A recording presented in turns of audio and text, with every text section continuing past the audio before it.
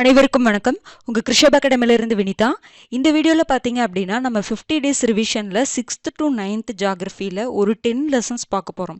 என்னென்ன லெசன்ஸ் அப்படின்னு பாத்தீங்க அப்படின்னா வளங்கள், பேரண்டம் மற்றும் சூரிய குடும்பம், பேரிடரை புரிந்து கொள்ளுதல், மக்கள் தொகையும் குடியிருப்புகளும், வளங்கள், இயற்கை இடர்கள், பேரிடர் மேலாண்மை நடவடிக்கைகளை புரிந்து கொள்ளல், வானிலையும் காலநிலையும், இடர்கள், தமிழக மக்களும் வேளாண்மையும், இடப்பெயர்தல். இதில் பார்த்தீங்கன்னா டோட்டலாக உங்களுக்கு இந்த டெஸ்ட்டில் 50 கொஷின்ஸ் இருக்குது. ரொம்ப ரொம்ப ஈஸியான கொஷின்ஸ் தான். ஓகேங்களா? இதில் ஃபுல்லாகவே உங்களுக்கு பேசிக்கான இன்ஃபர்மேஷன்ஸ் தான் அதிகமாக கொடுத்துருக்காங்க. ஆனால் அது ரொம்ப முக்கியம். ஏன்னா அந்த பேசிக்கான இன்ஃபர்மேஷன்ஸை தான் நம்ம தப்பு பண்ணுவோம். புரிஞ்சுதுங்களா? அது போக இதில் ரொம்ப ரொம்ப முக்கியமான லெசன் அப்படின்னு எது பார்த்தீங்கன்னா இந்த 6th இருக்கக்கூடிய பேரண்டம் மற்றும் சூரிய குடும்பம் இருக்குது பார்த்தீங்களா? அது உங்களுக்கு ஜியோகிராஃபிலையும் கேட்கலாம், சயின்ஸ்லையும் கேட்கலாம். கண்டிப்பாக ஒரு கொஷின் அந்த 6th இருந்து கேட்டுருவாங்க. ஏன்னா நமக்கு பெரிய கிளாஸ்ல இந்த பேரண்டம் சூரிய குடும்பத்தை பற்றி கொடுத்துருக்கிறத விட 6th சூப்பராக கொடுத்துருக்காங்க. எல்லா இன்ஃபர்மேஷனும் கவர் ஆகிற மாதிரி கொடுத்துருப்பாங்க. அந்த லெசனை கண்டிப்பாக எல்லாருமே படிச்சிருங்க, எந்த எக்ஸாமுக்கு போகிற மாதிரி இருந்தாலும். ஓகேங்களா? ஸ்டார்ட் பண்ணிடலாங்களா? ஃபர்ஸ்ட் கொஷின் பாருங்கள். இதில் ஸ்டேட்மெண்ட்டில் உங்களுக்கு பெருசாக எதுவுமே இருக்காது.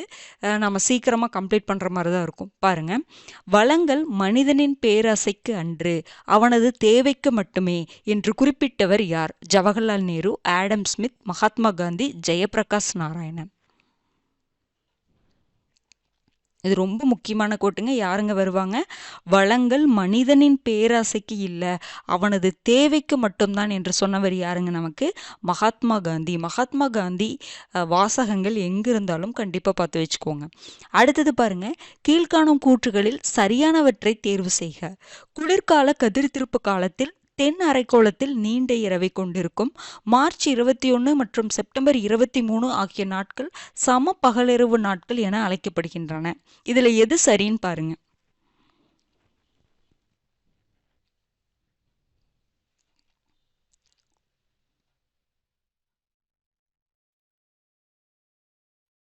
ஆன்சர் பார்த்தலாங்களா? குளிர்கால கதிர்த்திருப்பு காலம் அப்படின்னா நம்ம எந்த டேட்டுங்க சொல்லுவோம்?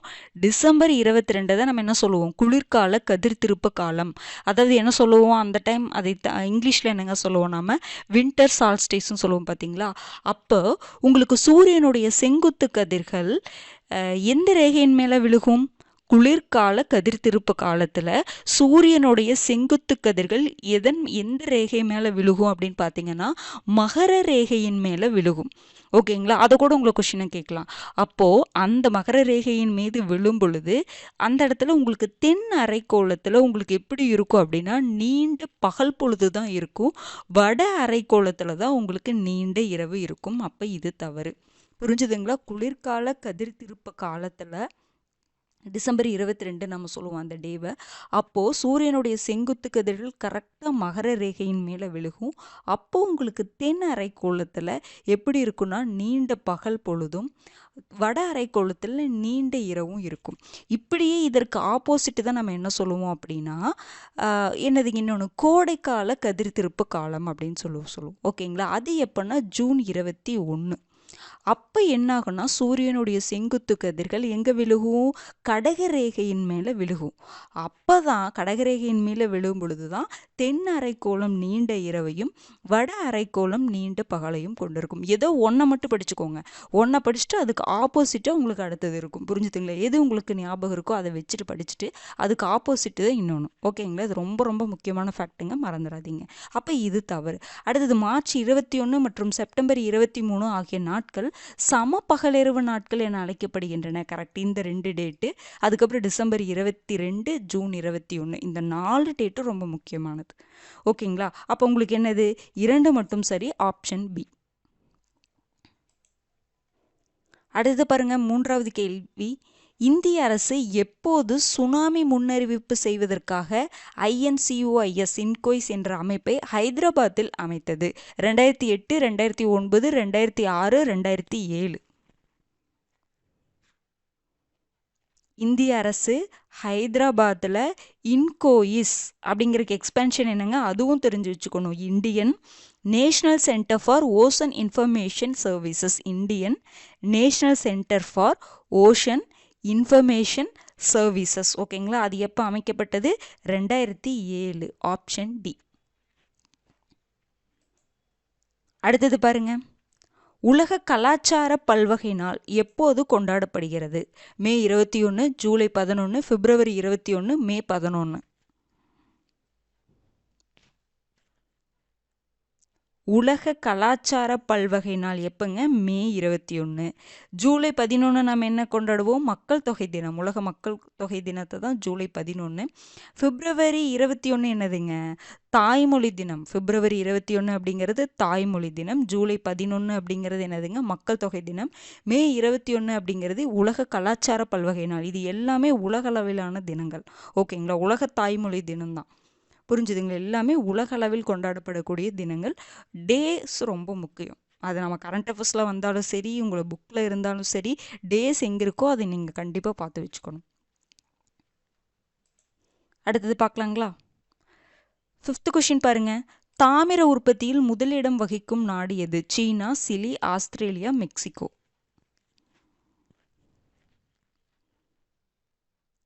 காப்பர் தாமிர உற்பத்தியில் ஃபஸ்ட் பிளேஸில் இருக்கக்கூடிய நாடு எதுங்க? சிலி. இது ஒரு டைம் இது அப்படியே மேட்ச்சில் கேட்டிருந்தாங்க, பார்த்துக்கோங்க. தாமிர உற்பத்தியில் ஃபஸ்ட் பிளேஸில் இருக்கிறது சிலி. தங்க உற்பத்தி அதிக அளவில் பண்ணக்கூடிய எல்லா நாடையும் கம்பேர் பண்ணும்பொழுது எது முன்னணியில் இருக்குன்னா சைனா இருக்குது. அடுத்தது ஆஸ்திரேலியா பார்த்திங்கன்னா பாக்சைட் உற்பத்தியில் முன்னணியில் இருக்கக்கூடிய நாடு பார்த்திங்கன்னா ஆஸ்திரேலியா. அடுத்தது மேங்கனீஸ் உற்பத்தியில் முன்னணியில் இருக்கக்கூடிய நாடு பார்த்திங்கன்னா மெக்சிகோ. ஞாபகம் வச்சுக்கோங்க. ஆஸ்திரேலியா பாக்சைட், வருதா? பாக்சைட். அதே மாதிரி ஆஸ்திரேலியா. சைனா பார்த்திங்கன்னா கோல்டு. சிலி வந்து தாமிரம். ரொம்ப முக்கியமானதுங்க, பார்த்துக்கோங்க. அடுத்தது பாருங்க. தேசிய பேரிடர் மேலாண்மை ஆணையம் எப்போது நிறுவப்பட்டது? 2007, 2008, 2005, 2010. நேஷனல் டிசாஸ்டர் மேனேஜ்மெண்ட் அத்தாரிட்டி அப்படின்னு சொல்லுவோம்ல, தேசிய பேரிடர் மேலாண்மை ஆணையம். ஷார்ட் ஃபார்மில் NDMAன்னு கூட கொடுக்கலாம். எப்போது நிறுவப்பட்டது? 2005. Option C.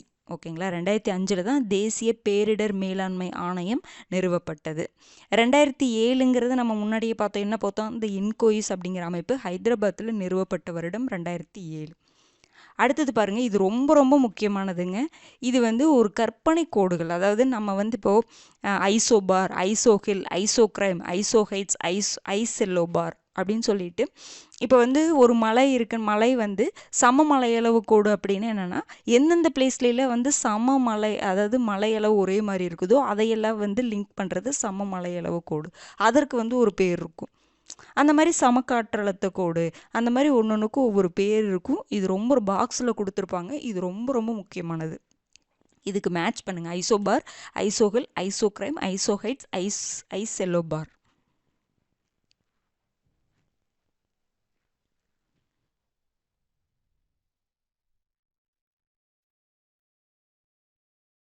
ஆன்சர் என்னங்க வரும்? ஆப்ஷன் பி வருமா? ஐசோபார் அப்படின்னு நம்ம என்னங்க சொல்லுவோம்? சம காற்றழுத்த கோடு. ஐசோஹெல் அப்படின்னு என்னங்க சொல்லுவோம்? சம சூரிய வெளிச்சக்கோடு. ஐசோக்ரைம் அப்படிங்கிறது சராசரி சம வெப்பநிலை கோடு. ஐசோஹைட்ஸ் அப்படிங்கிறது சம மலையளவு கோடு. ஐசெல்லோபார் அப்படிங்கிறது சம காற்றழுத்த மாறுபாட்டு கோடு. இதை கண்டிப்பாக படித்து வச்சுக்கோங்க. ஓகேங்களா? மிஸ் பண்ணிடாதீங்க. இதை கண்டிப்பாக பார்த்து வச்சுக்கோங்க. ஆப்ஷன் என்னங்க வரும்? பி. அடுத்தது பாருங்க, 8வது கேள்வி. ஹசாட் என்ற சொல் எந்த மொழி சொல்லிலிருந்து தோன்றியது? ஹசாட் என்ற சொல் எந்த மொழி சொல்லிலிருந்து தோன்றியது? கிரேக்கம், லத்தீன், உருது, பிரெஞ்சு.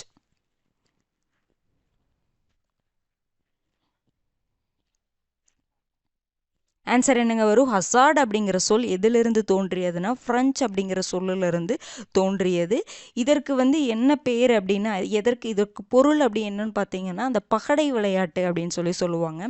இப்போது இது வந்து உங்களுக்கு பேசிக்கான கொஷின் நீங்கள் நினைக்காதீங்க. இது பாருங்கள், நம்ம என்னென்ன படிப்போம்? கிளைமேட் எந்த சொல்லிருந்து வந்திருக்கு, பாக்சைட் எந்த சொல்லிருந்து வந்திருக்கு, அதுக்கப்புறம் வெதர் எந்த சொல்லிருந்து வந்திருக்கு, மான்சூன் எந்த சொல்லிருந்து வந்திருக்கு, சிவிஸ் அப்படிங்கிறது எந்த சொல்லிருந்து வந்திருக்கு. அப்போ இது எல்லாம் படிக்கும்பொழுது உங்களுக்கு என்ன ஆகும், அந்த இடத்துல கன்ஃபியூஸ் ஆகும், பார்த்துக்கோங்க. அதிகமாக கிரேக்கம், லத்தீனு, ஃப்ரெஞ்சு, அரபு இந்த 4 தான் அதிகமாக இருக்கும். அப்போ அதை தெளிவாக நீங்கள் படித்து வச்சுக்கோங்க. ஏன்னா ஈஸியான கொஷின் இது, வந்து நம்ம தப்பு பண்ணிடக்கூடாது, அதுக்காக சொல்கிறோம். ஓகேங்களா? அப்போ ஒரு டைம் அதையெல்லாம் படிக்கும்பொழுது ரிவைஸ் பண்ணி நீங்கள் தனியாக எடுத்து எழுதி வச்சுட்டாலும் தப்பு கிடையாது. நீங்கள் இப்போ ரிவைஸ் தானே பண்ணிகிட்டு இருக்கீங்க. அப்போ என்ன பண்ணுங்கன்னா, தனியாக வந்து கிரேக்கம், லத்தீன் சொல், உருது சொல், ஃப்ரெஞ்சு சொல் அப்படிங்கிற மாதிரி நீங்கள் எழுதி வச்சிங்கன்னா உங்களுக்கு படிக்கிறதுக்கு ரொம்ப ஈஸியாக இருக்கும். ஓகேங்களா? அப்போ ஹசாட் அப்படிங்கிற சொல் எந்த மொழி சொல்லிலிருந்து வந்தது அப்படின்னா ஃப்ரெஞ்சிலிருந்து.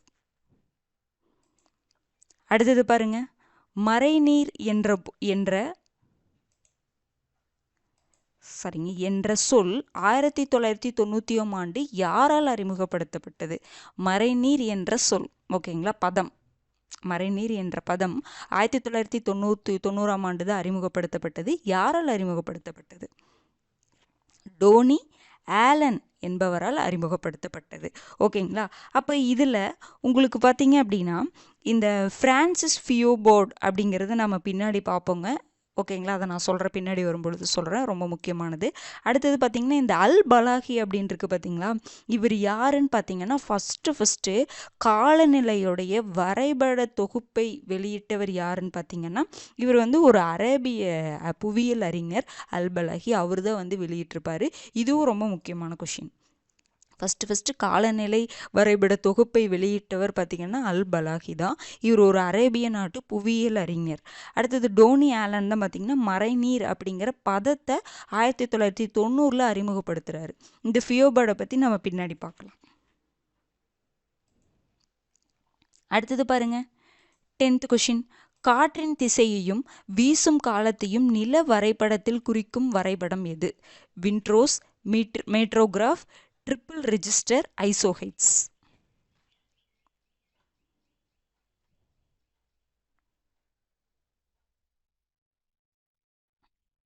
ஆன்சர் என்னங்க வரும்? காற்றின் திசையையும் வீசும் காலத்தையும் நில வரைபடத்தில் குறிக்கும் வரைபடம் எதுன்னு பார்த்தீங்கன்னா விண்ட்ரோஸ். இந்த மீட்ரோகிராஃப், ட்ரிபிள் ரெஜிஸ்டர் ரெண்டுமே ஒரே பேருள்ள கருவி தான். ஓகேங்களா? இந்த கருவி என்ன பண்ணும் அப்படின்னா இந்த காற்று திசை, வேகம், இது எல்லாமே வந்து என்ன பண்ணும் அப்படின்னா பதிவு பண்ணி வைக்கும். ஓகேங்களா? அந்த மாதிரி ஒரு கருவி தான் இது. வந்து என்னன்னா வரைபடம் கிடையாது, இது ஒரு கருவி. வரைபடத்தில் பதிவு பண்ணி வைக்கக்கூடிய ஒரு கருவின்னு சொல்லலாம். ஐசோஹைட்ஸ்னால் தான் நம்ம முன்னாடியே பார்த்தோம், சமமலைக்கோடு அப்படிங்கிற மாதிரி பார்த்தோம் பார்த்தீங்களா? ஞாபகம் இருக்குங்களா? ஐசோஹைட்ஸ்ன்னு பார்த்தோம் பாருங்க.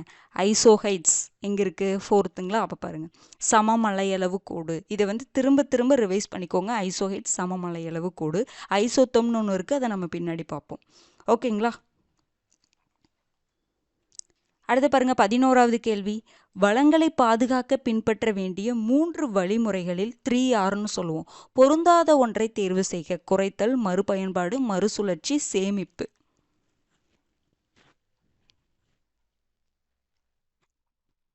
வளங்களை பாதுகாக்க 3 வழிமுறைகள் சொல்லுவாங்க, அதை தான் 3Rன்னு சொல்லுவாங்க. என்னென்னங்க? ரெடியூஸ், அடுத்தது என்னதுங்க? ரீயூஸ், அடுத்தது என்ன சொல்லுவோம்? ரீசைக்கிள்னு சொல்லுவோமா? தானங்க, இதுதான் 3R. ரெடியூஸ்னால் என்னதுங்க? குறைத்தல். அப்போ இது வரும். ரீயூஸ் மறுபயன்பாடு, ரீசைக்கிள் அப்படின்னா மறுசுழற்சி. இந்த சேமிப்பு தான் வராது. இங்கிலீஷில் கொடுத்துருக்கிறவங்களுக்கு ஈஸியாக போட்டுருவீங்க.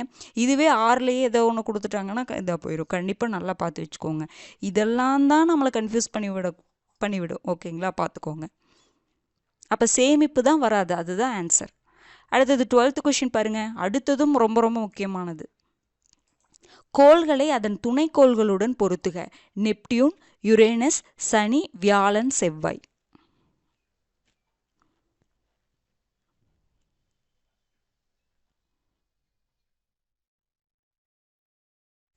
ஆன்சர் என்னங்க வரும்? ஆப்ஷன் ஏ வரும்.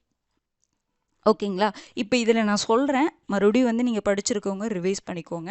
நமக்கு வந்து பிளானட்ஸில், கோள்களில் எதுக்கும் வந்து உங்களுக்கு துணைக்கோள்கள் கிடையாதுங்க. புதனுக்கு கிடையாது, அதுக்கப்புறம் வெள்ளிக்கு கிடையாது. மெர்க்குரிக்கும் வீனஸ்க்கும் உங்களுக்கு என்ன கிடையாது அப்படின்னா துணைக்கோள்கள் கிடையாது. அதை ஞாபகம் வச்சுக்கோங்க. மற்ற கோள்களுக்கெல்லாம் இருக்குது. அடுத்தது பாருங்கள், இது இப்போ பார்த்தீங்க அப்படின்னா அடுத்தது பாருங்கள், செவ்வாய், மார்ஸ். ஓகேங்களா? புதன், வெள்ளி, மெர்க்குரி, வீனஸ், அதுக்கப்புறம் என்னதுங்க? எர்த்துக்கு ஒரே ஒரு கோள் இருக்குது. என்ன கோள்? துணைக்கோள் இருக்குது. சரிங்க, எர்த்துங்கிறது ஒரு கோள், அதற்கு ஒரே ஒரு துணைக்கோள் இருக்குது. அது என்னதுங்க? நிலா தான். 3 தான் வந்து ஒரே ஒரு துணைக்கோள் வந்து எர்த்துக்கு இருக்குது. அடுத்தது பார்த்திங்கன்னா மார்ஸ். மார்ஸ்னால் நம்ம தமிழில் என்ன சொல்லுவோம்? செவ்வாய் அப்படின்னு சொல்லுவோம். ஓகேங்களா? செவ்வாய்க்கு வந்து என்னென்ன கோள்கள் இருக்குது அப்படின்னு பார்த்தீங்கன்னா, துணைக்கோள்கள் இருக்குது அப்படின்னு பார்த்தீங்கன்னா, ஃபோபோஸும் டீமஸும். ஓகேங்களா? ஃபோபோஸும் டீமஸும் எதுக்கு இருக்குது அப்படின்னா செவ்வாய்க்கு இருக்குது. அப்போ செவ்வாய்க்கு என்னதுங்க? டீமஸ். புரிஞ்சுதுங்களா? மார்ஸ் முடிஞ்சிருச்சா? அடுத்தது பார்த்திங்கன்னா ஜூபிட்டர். ஜூபிட்டர்னால் என்ன கோள்? பேர் என்னங்க தமிழில்? வியாழன். அதற்கு என்னென்ன துணைக்கோள்கள் இருக்குது அப்படின்னா நிறைய இருக்குது. அதில் முக்கியமாக 3 கொடுத்துருப்பாங்க. ஐயோ, யூரோப்பா, கனிமேடு. ஐயோ, யூரோப்பா, கனிமேடு வந்து ரொம்ப முக்கியமானதுங்க. கனிமேடு. அப்போ வியாழனுக்கு என்னதுங்க? கனிமேடு. ஐயோ, யூரோப்பா, கனிமேடு. இது எல்லாம் எந்த கோளுடைய துணைக்கோள் அப்படின்னு பார்த்தீங்கன்னா வியாழனுடையது. அப்போ நம்ம ஜூபிட்டரை முடிச்சிட்டோம். அடுத்தது என்னதுங்க? சேட்டன். சேட்டன் அப்படிங்கிறது சனிக்கோளை தான் நம்ம சேட்டன் அப்படின்னு சொல்லுவோம். இது பார்த்தீங்க அப்படின்னா இது வந்து பார்த்திங்கன்னா இந்த சனியிலேயே வந்து ஒரு பெரிய துணைக்கோள், சனிக்கோள்லேயே ஒரு பெரிய துணைக்கோள் எது அப்படின்னு பார்த்திங்கன்னா டைட்டன் தான். இதுவும் ரொம்ப முக்கியமானது. புரிஞ்சுதுங்களா? சனிக்கோளில் மிகப்பெரிய துணைக்கோள் எதுன்னு பார்த்திங்கன்னா டைட்டன் தான்.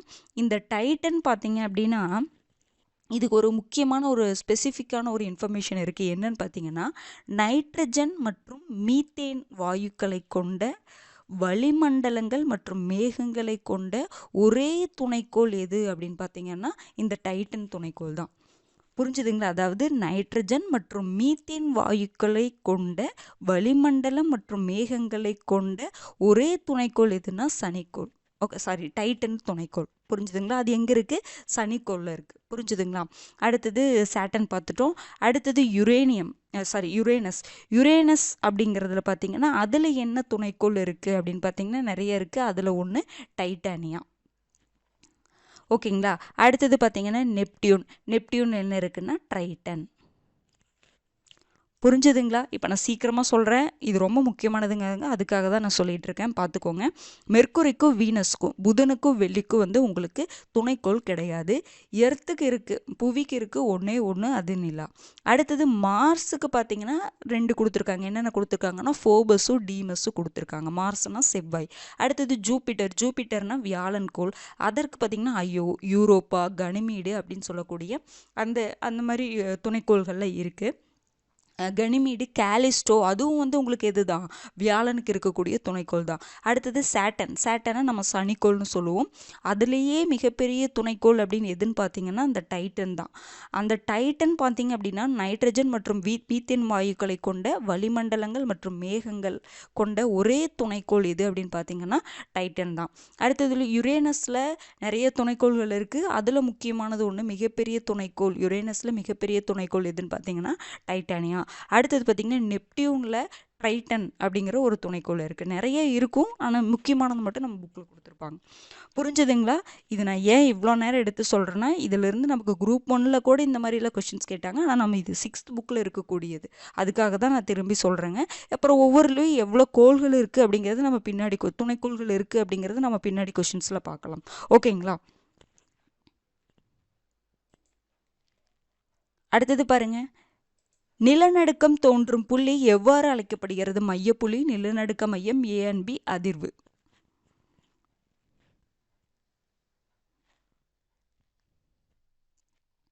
ஆன்சர் என்னங்க வரும்? நிலநடுக்கம் தோன்றும் புள்ளியை நம்ம என்ன சொல்லுவோம்? நிலநடுக்க மையம், ஃபோக்கஸ் அப்படின்னு சொல்லுவோம். ஃபோக்கஸ் அப்படின்னு என்னதுங்க? நிலநடுக்கம் எங்கே ஒரு புள்ளியில் தோன்றும் பார்த்தீங்களா, அந்த புள்ளியை தான் நம்ம என்ன சொல்லுவோம்? ஃபோக்கஸ்ன்னு சொல்லுவோம். இந்த மையப்புள்ளி அப்படின்னு என்னென்னா எபிசென்டர். மையப்புள்ளி அப்படின்னா எபிசென்டர். இது என்னன்னா அந்த ஃபோக்கஸில் இருந்து செங்குத்தாக இருக்கக்கூடிய பகுதி, அந்த ஃபோக்கஸில் இருந்து செங்குத்தாக இருக்கக்கூடிய பகுதியை நம்ம என்ன சொல்லுவோம் அப்படின்னா எபிசென்டர் அப்படின்னு சொல்லுவோம். ஓகேங்களா? இது ரெண்டு முக்கியமானதுங்க, பார்த்துக்கோங்க. அடுத்தது பாருங்க, 14வது கேள்வி, இது ஒரு டைம் போன டைம் கூட குரூப் 4ல கேட்டாங்கன்னு நினைக்கிறேன். குரூப் 4லயோ குரூப் 2லயோ கேட்டாங்க. பின் வருவனவற்றுள் மதம் மற்றும் அதன் வழிபாட்டு தலத்துடன் பொருந்தாதவற்றை தேர்வு செய்க. சமணம் விஹாரா, ஜுடாயிசம் சினகாக், ஜொராஸ்ட்ரியம் அஹியாரி, கிறிஸ்துவ மதம் தேவாலயம். அதாவது இப்படியே கேட்கல, கொஞ்சம் வேற மாதிரி கேட்டிருந்தாங்க. மேட்ச்ல கேட்டிருந்தாங்க நம்மள. இப்போ ஒவ்வொரு மதத்துக்கும் ஒவ்வொரு வழிபாட்டு தலம் இருக்குது. ஹிந்து கோவில் நம்ம சொல்கிறோம், முஸ்லீம்ஸுக்கு பார்த்திங்க அப்படின்னா மசூதின்னு சொல்கிறோம், கிறிஸ்தவர்களுக்கு சர்ச்சை தான் தேவாலயம் சொல்லுவோம். ஓகேங்களா? அந்த மாதிரி சில மதங்களுக்கு நமக்கு தெரியாது. இப்போ ஜுடைசம்க்கு என்ன சொல்லுவாங்கன்னா சினகாக்குன்னு சொல்கிறாங்க, ஜொராஸ்ட்ரியமுக்கு அகியாரின்னு சொல்கிறாங்க, கிறிஸ்தவ மதத்துக்கு தேவாலயம். இந்த சமண மதத்துடைய அந்த வழிபாட்டு தலத்தை விகாரான்னு சொல்ல மாட்டாங்க, புத்த மதத்துக்கு தான் விகாரான்னு சொல்லுவாங்க. சமண மதத்துடைய வழிபாட்டு தலம் என்ன சொல்லுவாங்க, பசாதி அப்படின்னு சொல்லுவாங்க. பசாதி அப்படின்னு சொல்லுவாங்க. ஓகேங்களா? நோட் பண்ணிக்கோங்க. இது அப்படியே மேட்ச்ல கேட்டாங்க ஈஸி. அதாவது சமண மதம், புத்த மதம், அப்புறம் ஹிந்து, இது மாதிரி ஈஸியாக கேட்டாங்க. ஆனால் கன்ஃபியூஸ் இந்த விஹாரா அப்படிங்கிற மாதிரி கொடுத்தங்காட்டி தான் கன்ஃபியூஸ் ஆச்சு. இது நமக்கு ஜாகிரஃபி லெசன்ஸில் தான் இருக்குது, சின்ன லெசனில் தான் இருக்குது, பார்த்துக்கோங்க. அப்போ நீங்கள் சின்ன லெசன்ஸ் எப்போவுமே ஒமிட் பண்ணிடாதீங்க, புரிஞ்சுதுங்களா? சின்ன கிளாஸ் லெசன்ஸ் ஒமிட் பண்ணாதீங்க. அடுத்து பாருங்கள், 15வது கேள்வி, காற்றாலை பண்ணைகள் உள்ள பகுதிகள் மற்றும் அதன் மாநிலங்களோடு பொருந்தாதவற்றை தேர்வு செய்க. இதுக்கு முன்னாடி கொஷின் ஆப்ஷன் ஏங்க ஆன்சரு, அதுதான் பொருந்தாமல் இருக்குது. காற்றாலை பண்ணைகள் உள்ள பகுதிகள் மற்றும் அதன் மாநிலங்களோடு பொருந்தாதவற்றை தேர்வு செய்க. முப்பந்தல் தமிழ்நாடு, தால்கான் ஒடிசான், பிரமன்வேல் மகாராஷ்டிரா, ஜெய்சால்மர் ராஜஸ்தான். காற்றலை பண்ணைகள் அது இருக்கக்கூடிய பகுதிகள், அதனுடைய மாநிலங்கள்னு சொல்லி கொடுத்துருப்பாங்க, அதை கண்டிப்பாக பார்த்து வச்சுக்கோங்க.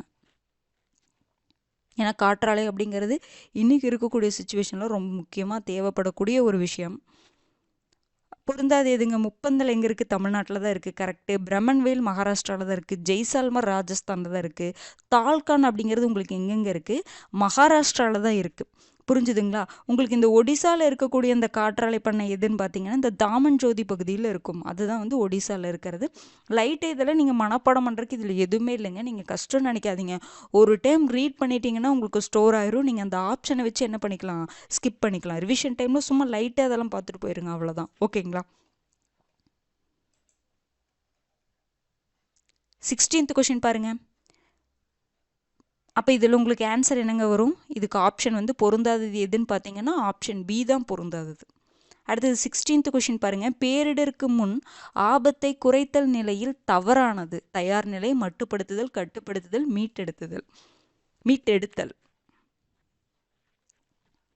இந்த மாதிரிலாம் தான் கொஷின் கேட்குறாங்க நமக்கு 6th 7th 8th எடுத்துட்டோம் அப்படின்னா. இந்த மாதிரி ஒரு பேசிக்கான கொஷினை கேட்குறாங்க, ஆனால் நமக்கு யோசிக்க வைக்கிற மாதிரி கேட்டு வச்சிடறாங்க. ஓகேங்களா? பாருங்கள், பேரிடருக்கு முன்னாடி ஆபத்தை குறைக்கிறதுக்கு அந்த நிலைன்னு இருக்கும், அதில் என்ன பண்ணணும், தயார் நிலை பண்ணி வைக்கணும், மட்டுப்படுத்தணும், அந்த பேரிடரை மட்டுப்படுத்துறது, அதுக்கப்புறம் அதை கட்டுப்படுத்துதல். மீட்டெடுத்தல் அப்படிங்கிறது பேரிடருக்கு பின்னாடி தான் என்ன பண்ண முடியும்னா அதை மீட்டெடுக்க முடியும். முன்னாடியே அந்த ஆபத்தை குறைக்கும் நிலை அப்படின்னா தயார் நிலை பண்ணலாம், மட்டுப்படுத்தலாம், கட்டுப்படுத்தலாம். மீட்டெடுத்துதல் அப்படிங்கிறது அந்த ஆபத்து ஏற்பட்டதுக்கு அப்புறம் தான் என்ன பண்ண முடியும், இந்த மீட்டெடுத்தல் அப்படிங்கிற கான்செப்டே வரும். புரிஞ்சுதுங்களா? இதெல்லாம் எப்படின்னா நீங்கள் ஒரு லைட்டை ரீட் பண்ணிங்கன்னா நீங்கள் ஆன்சர் பண்ணிடலாம். புரிஞ்சுதுங்களா? பாருங்க, 17th கொஷின். கிளைமேட் என்ற சொல் எந்த மொழியிலிருந்து பெறப்பட்டது? கிரேக்கம், லத்தீன், பிரெஞ்சு, அரபி.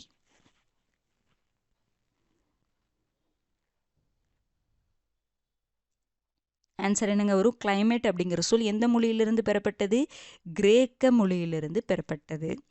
அப்போ கிளைமோ அப்படிங்கிறதுக்கு தமிழில் என்ன அர்த்தம்னா சாய்வு கோணம் அப்படின்னு சொல்கிறாங்க. ஓகேங்களா? பார்த்துக்கோங்க.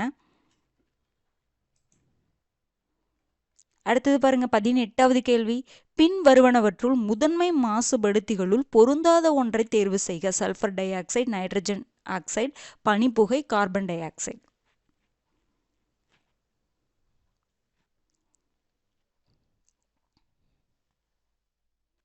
முதன்மை மாசுபடுத்திகள் அப்படின்னு என்னன்னா டைரக்டாக, இப்போ பார்த்தீங்கன்னா இந்த சல்ஃபர் டை ஆக்சைடுனா டைரெக்டாக போய் மாசுபடுத்திடும். Sulphur dioxide, nitrogen oxide, carbon dioxide, அதெல்லாம் டைரெக்டாக போய் என்விரான்மெண்ட் என்ன பண்ணிடும், பொல்யூட் பண்ணிடும். இந்த அடுத்தது இந்த பனி புகை அதெல்லாம் பார்த்தீங்கன்னா இந்த இரண்டாம் நிலை மாசுபடுத்திகள்னு சொல்லுவோம். அது என்னென்னா டைரெக்டாக ஆகாது, அது என்ன பண்ணோம், பனிப்புகைன்னா அது உருவாகிறது. புரிஞ்சுதுங்களா? இதெல்லாம் ஆல்ரெடி வர்றது. இந்த பனிப்புகை அப்படிங்கிறது என்னன்னா உருவாகிறது. அது வந்து 2ஆம் நிலை மாசுபடுத்திகள்னு சொல்லலாம். புரிஞ்சுதுங்களா? அது உருவாயிருக்கும். அதற்கு பிறகு நம்மளை அஃபெக்ட் பண்ணும். உருவாகும். வேற சில இதெல்லாம் இப்போ அந்த ஆக்சைட்ஸ் எல்லாம் சொல்கிறோம் பார்த்தீங்களா, எல்லாமே சேர்ந்து உருவாகிறது. ஸ்மோக்கும் ஃபாகும் சேர்றத ஸ்மாகுன்னு சொல்கிறோம், பனிப்புகைன்னு சொல்கிறோம். அந்த 2 சேர்ந்து உருவாகி அதுக்கப்புறம் நம்மளை அஃபெக்ட் பண்ணுறது. இதெல்லாம் டைரக்டாக என்விரான்மெண்ட்டை பொல்யூட் பண்ணுறது. அதுதான் முதன்மை மாசுபடுத்திகள். இது 2ஆம் நிலை மாசுபடுத்திகள் நம்ம சொல்லுவோம், பனிப்புகை. ஓகேங்களா? அப்போ இதுதான் பொருந்தாத ஒன்று. அடுத்தது 19வது கேள்வி பாருங்க. 2011ஆம் ஆண்டின் கணக்கெடுப்பின்படி மொத்த தொழிலாளர்களில் எத்தனை சதவீதம் பேர் வேளாண் துறையில் இருந்தனர்? 49.3%, 55%, 35.3%, 42.1%.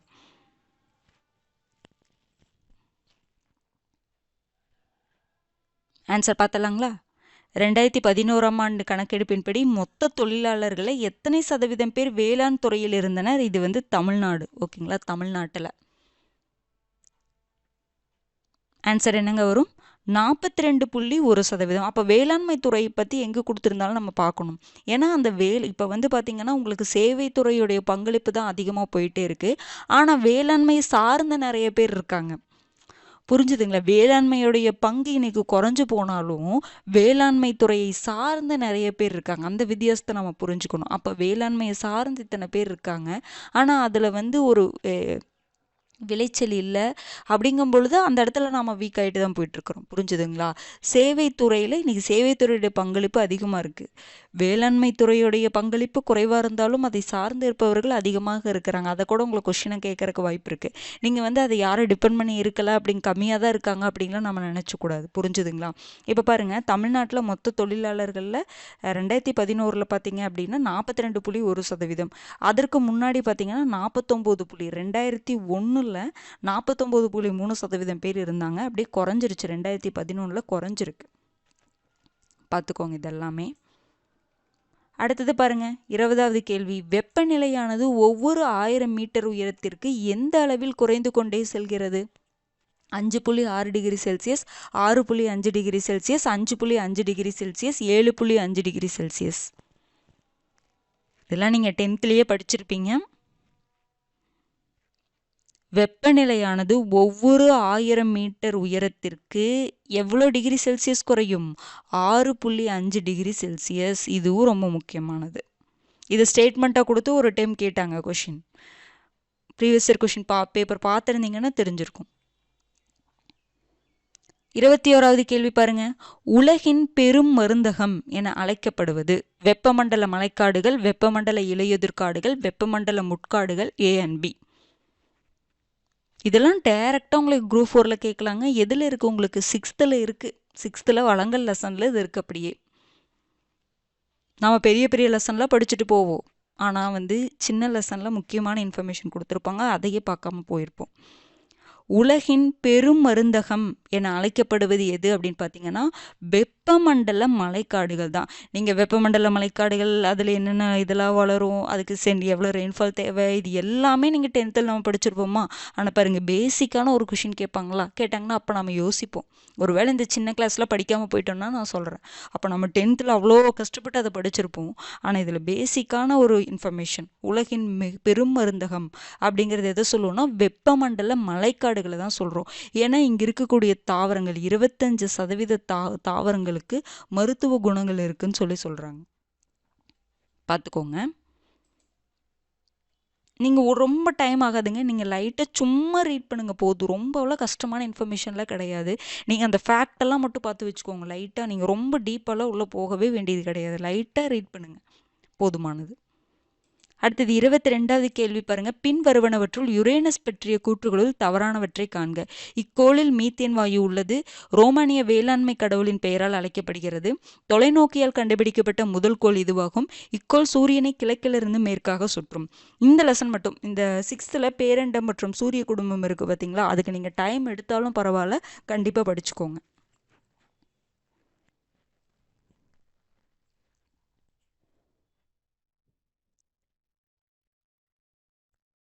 ஆன்சர் பார்த்துலாங்களா? யுரேனஸ்.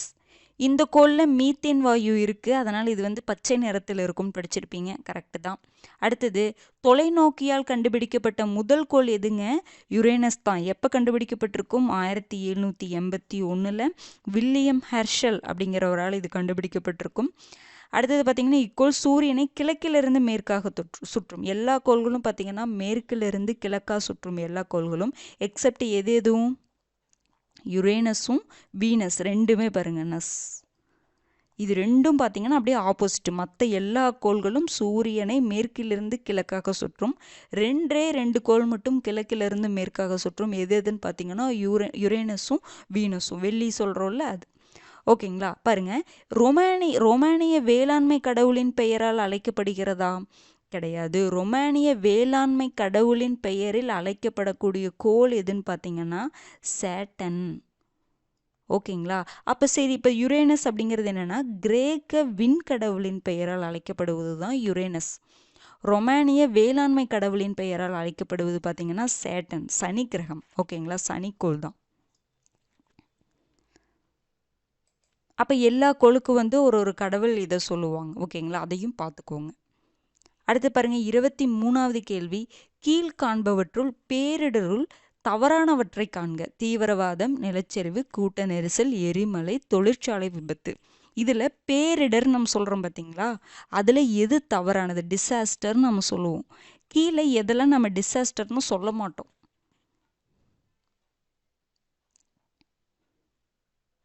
எல்லாமே டிசாஸ்டர் தான். பாருங்க, இதில் பாருங்க, நிலச்சரிவு ஒரு டிசாஸ்டர், நம்ம எரிமலை ஒரு பேரிடர். தீவிரவாதம் ஒரு பேரிடர். ஆமாம், மனிதனால் உருவாக்கக்கூடிய ஒரு பேரிடர் தீவிரவாதம். இதுவும் ஒரு பேரிடர் தான். அதே மாதிரி கூட்ட நெரிசல், இதுவும் மனிதரால் உருவாக்கப்படக்கூடிய ஒரு பேரிடர். தொழிற்சாலை விபத்து, இதுவும் மனிதரால் உருவாக்கக்கூடிய ஒரு பேரிடர். இதுலேயே இன்னும் பிரிப்பாங்க. இயற்கை பேரிடர் ஒன்று, சமூக இயற்கை பேரிடர்னு சொல்லுவாங்க. இப்போ இந்த இயற்கை பேரிடர்னு சொல்கிறோம்ல, இந்த புயல் வருது, அது வந்து இயற்கை பேரிடர். ஓகேங்களா? புயல் வருது, சூறாவளி, அதெல்லாம் இயற்கையே உருவாகிறது. இந்த நிலச்சரிவு அப்படிங்கிறது என்ன அப்படின்னா இயற்கையினால வர்றதுதான், ஆனால் அதற்கு காரணம் நம்மளா இருப்போம். சமூக இயற்கை பேரிடர்னு சொல்லுவோம் இந்த நிலச்சரிவை. ஏன் அப்படின்னா நம்ம அந்த மாதிரி பகுதியில் கொண்டு போய் வீடு கட்டுறது, அந்த மலைப்பகுதியில் கொண்டு போய் வீடு கட்டுறது, அதெல்லாம் பண்ணும்பொழுது நிலச்சரிவு அங்கே ஏற்படும். நிலச்சரிவு ஏற்படுறதுக்கு காரணம் அதுதானே. அப்போ அந்த மாதிரி பகுதியில் நம்ம பண்ணும்பொழுது நிலச்சரிவு ஏற்படுது, கிராமங்கள்லாம் அழியுது அப்படிங்கிற மாதிரி நம்ம சொல்கிறோம். புரிஞ்சுதுங்களா? அப்போ அதையும் தெரிஞ்சுக்கணும். மனிதனால் உருவாக்கக்கூடிய பேரிடர்கள் தீவிரவாதம், கூட்ட நெரிசல், அதெல்லாம் சொல்லலாம். அதுக்கப்புறம் தொழிற்சாலை விபத்துன்னு சொல்லுவோம். அதுக்கப்புறம் நிலச்சரிவுலாம் பார்த்திங்கன்னா சமூக இயற்கை, நம்ம காரணமாக இருப்போம். இப்போ பார்த்தீங்கன்னா இப்போ என்விரான்மெண்டல் பொல்யூஷனால் நிறைய இப்போ ஹீட்டெல்லாம் அதிகமாகிட்டே இருக்குது. அப்போ இது என்ன சொல்லலாம்? சமூக இயற்கை பேரிடர்னு தான் சொல்லுவோம். இந்த வெப்ப அலை வீசுதலை இது நம்ம என்ன சொல்லலாம்? சமூக இயற்கை பேரிடர்னு சொல்லுவோம். அது இயற்கையினால தான் வருது, ஆனால் அதற்கு காரணம் யார்? மனிதர்கள். அப்போ அதை சமூக இயற்கை பேரிடர் அப்படின்னு சொல்லுவோம். புரிஞ்சுதுங்களா? அப்போ இது எல்லாமே பேரிடர் தான். ஓகேங்களா? அடுத்தது 24வது கேள்வி பாருங்க. பின் வருவனவற்றுள் ஐரோப்பியர்களை குறிக்கும் இனம் மங்கலாய்டு, நீக்ராய்டு, ஆஸ்ட்ரலாய்டு, காக்கசாய்டு. 4 முக்கியமான இனங்கள் இதெல்லாம். இது வந்து ஐரோப்பியர்களை குறிக்கும் இனம் எதுங்க?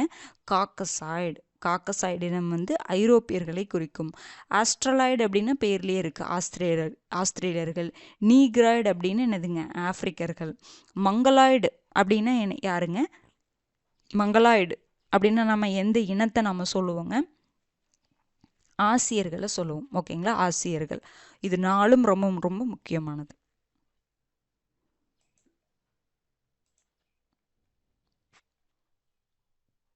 25வது கேள்வி பாருங்க.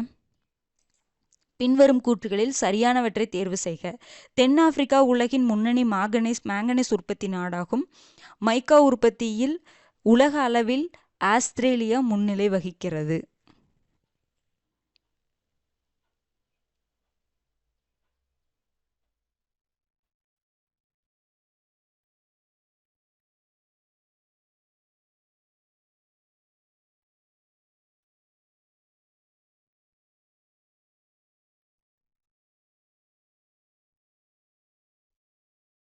ஆன்சர் பார்த்தலாங்களா? மேங்கனீஸ் உற்பத்தியில் முதன்மை நாடு எதுன்னு பார்த்தீங்கன்னா தென்னாப்பிரிக்காங்க. நான் முன்னாடி உங்களுக்கு மெக்சிகோ சொல்லிடுவேன் பார்த்தீங்களா. மெக்சிகோ வந்து எதில் வந்து முன்னாடி நாடு அப்படின்னு பார்த்தீங்கன்னா வெள்ளியில். ஓகேங்களா, நம்ம முன்னாடி பார்த்தோம்ல, அதை நான் காட்டுறேன். ஓகேங்களா, தென்னாப்பிரிக்கா உலகின் முன்னணி மேங்கனீஸ் உற்பத்தி நாடு. இது கரெக்டு தான்.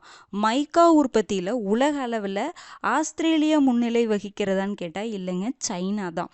அப்போ 2 மட்டும் உங்களுக்கு என்னதுங்க தவறு, 1 தான் சரி, ஆப்ஷன் சி.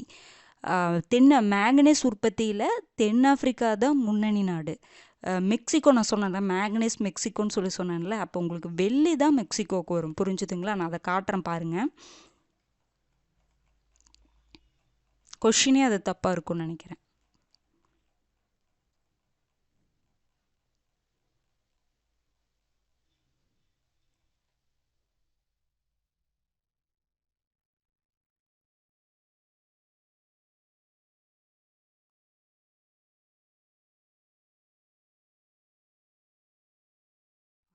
இங்கே பாருங்க,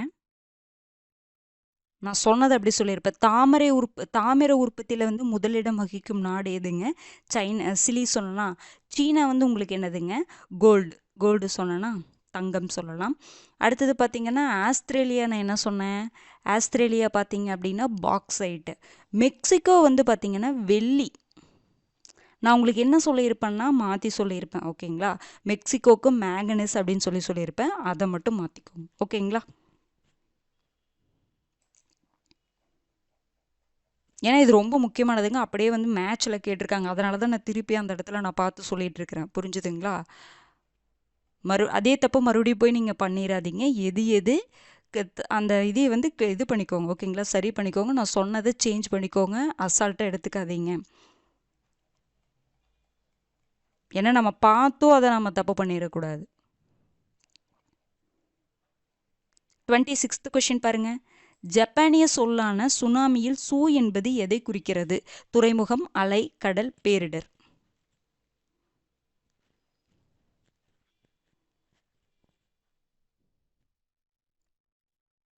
சுனாமி அப்படிங்கிறது ஜப்பானிய சொல்ல இருந்து தான் எடுக்கப்பட்டிருக்கு. அதில் சூ அப்படிங்கிறது எதை குறிக்கும்னா துறைமுகத்தை குறிக்கும்.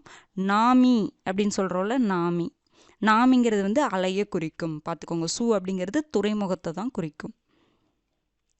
அடுத்தது 27வது கேள்வி பாருங்க. காற்றின் ஈரப்பதத்தை அளவிடும் கருவி எது? உடோமீட்டர், ஹைக்ரோமீட்டர், பேரோமீட்டர், அனிமாமீட்டர்.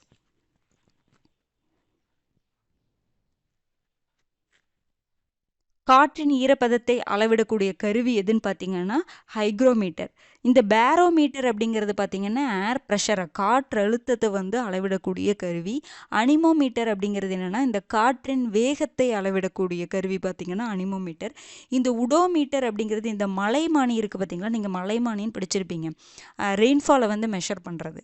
ஓகேங்களா, அதை தான் உடோமீட்டர்னு சொல்லுவாங்க. ஓகேங்களா, அப்போ இது வந்து ரெயின்ஃபாலை மெஷர் பண்ணுறது. காற்றின் ஈரப்பதத்தை அளவிடக்கூடிய கருவி ஹைக்ரோமீட்டர். காற்றின் அழுத்தத்தை அளவிடக்கூடிய கருவி பேரோமீட்டர். அடுத்தது காற்றின் வேகத்தை அளவிடக்கூடிய கருவி பார்த்தீங்கன்னா அனிமாமீட்டர். மழைப்பதிவு இருக்குது பார்த்தீங்களா, மழையை வந்து எவ்வளோ பேஞ்சிருக்கு அப்படிங்கிற மாதிரி சொல்கிறோம்ல சென்டிமீட்டரில், அதை மெஷர் பண்ணக்கூடியது மலைமானின்னு சொல்லுவோம். அதை வந்து இங்கிலீஷில் உடோமீட்டர் அப்படின்னு சொல்லுவோம். ஓகேங்களா, 28வது கேள்வி பாருங்க. இந்தியாவின் நில அதிர்வு மண்டலம் 4ல் பொருந்தாத ஒன்றை தேர்வு செய்க. ராஜஸ்தான், புதுடெல்லி, தமிழ்நாடு, பிஎன்சி.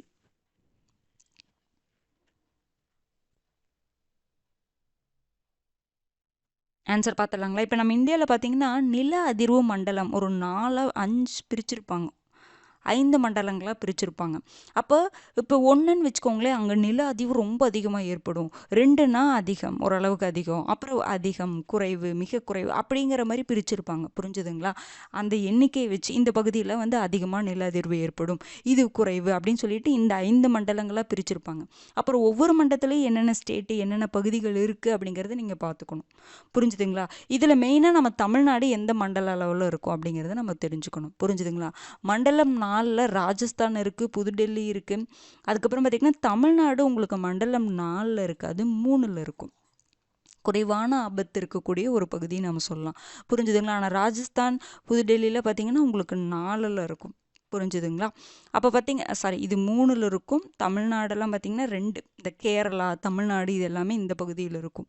அப்போ பார்த்தீங்க அப்படின்னா 5ல் ஏதாவது பகுதி இருக்கா? மண்டலம் 5ல் இந்தியாவில் ஏதாவது பகுதி இருக்கான்னு கேட்டால் கிடையாது. இந்த கொஷின் அப்படியே கூட கேட்கலாம். மண்டலம் 5ல் இந்தியாவில் ஏதாவது பகுதி இருக்கா அப்படிங்கிற மாதிரி கேட்குறாங்க. அப்போ இது கிடையாது.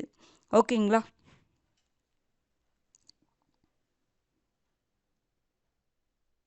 அடுத்தது பார்க்கலாங்களா?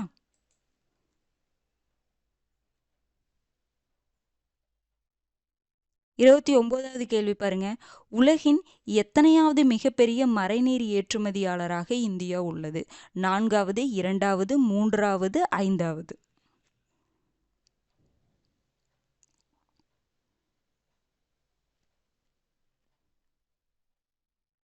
வெர்ச்சுவல் வாட்டர்னு சொல்கிறோம்ல, நமக்கு தெரியாமையே மறைமுகமாக நம்ம ஏதோ ஒன்று உற்பத்தி பண்ணுறோன்னா நமக்கு தெரியாமல் மறைமுகமாக நீர் வந்து செலவிடப்படும். அதை தான் மறைநீர்னு சொல்லுவோம்.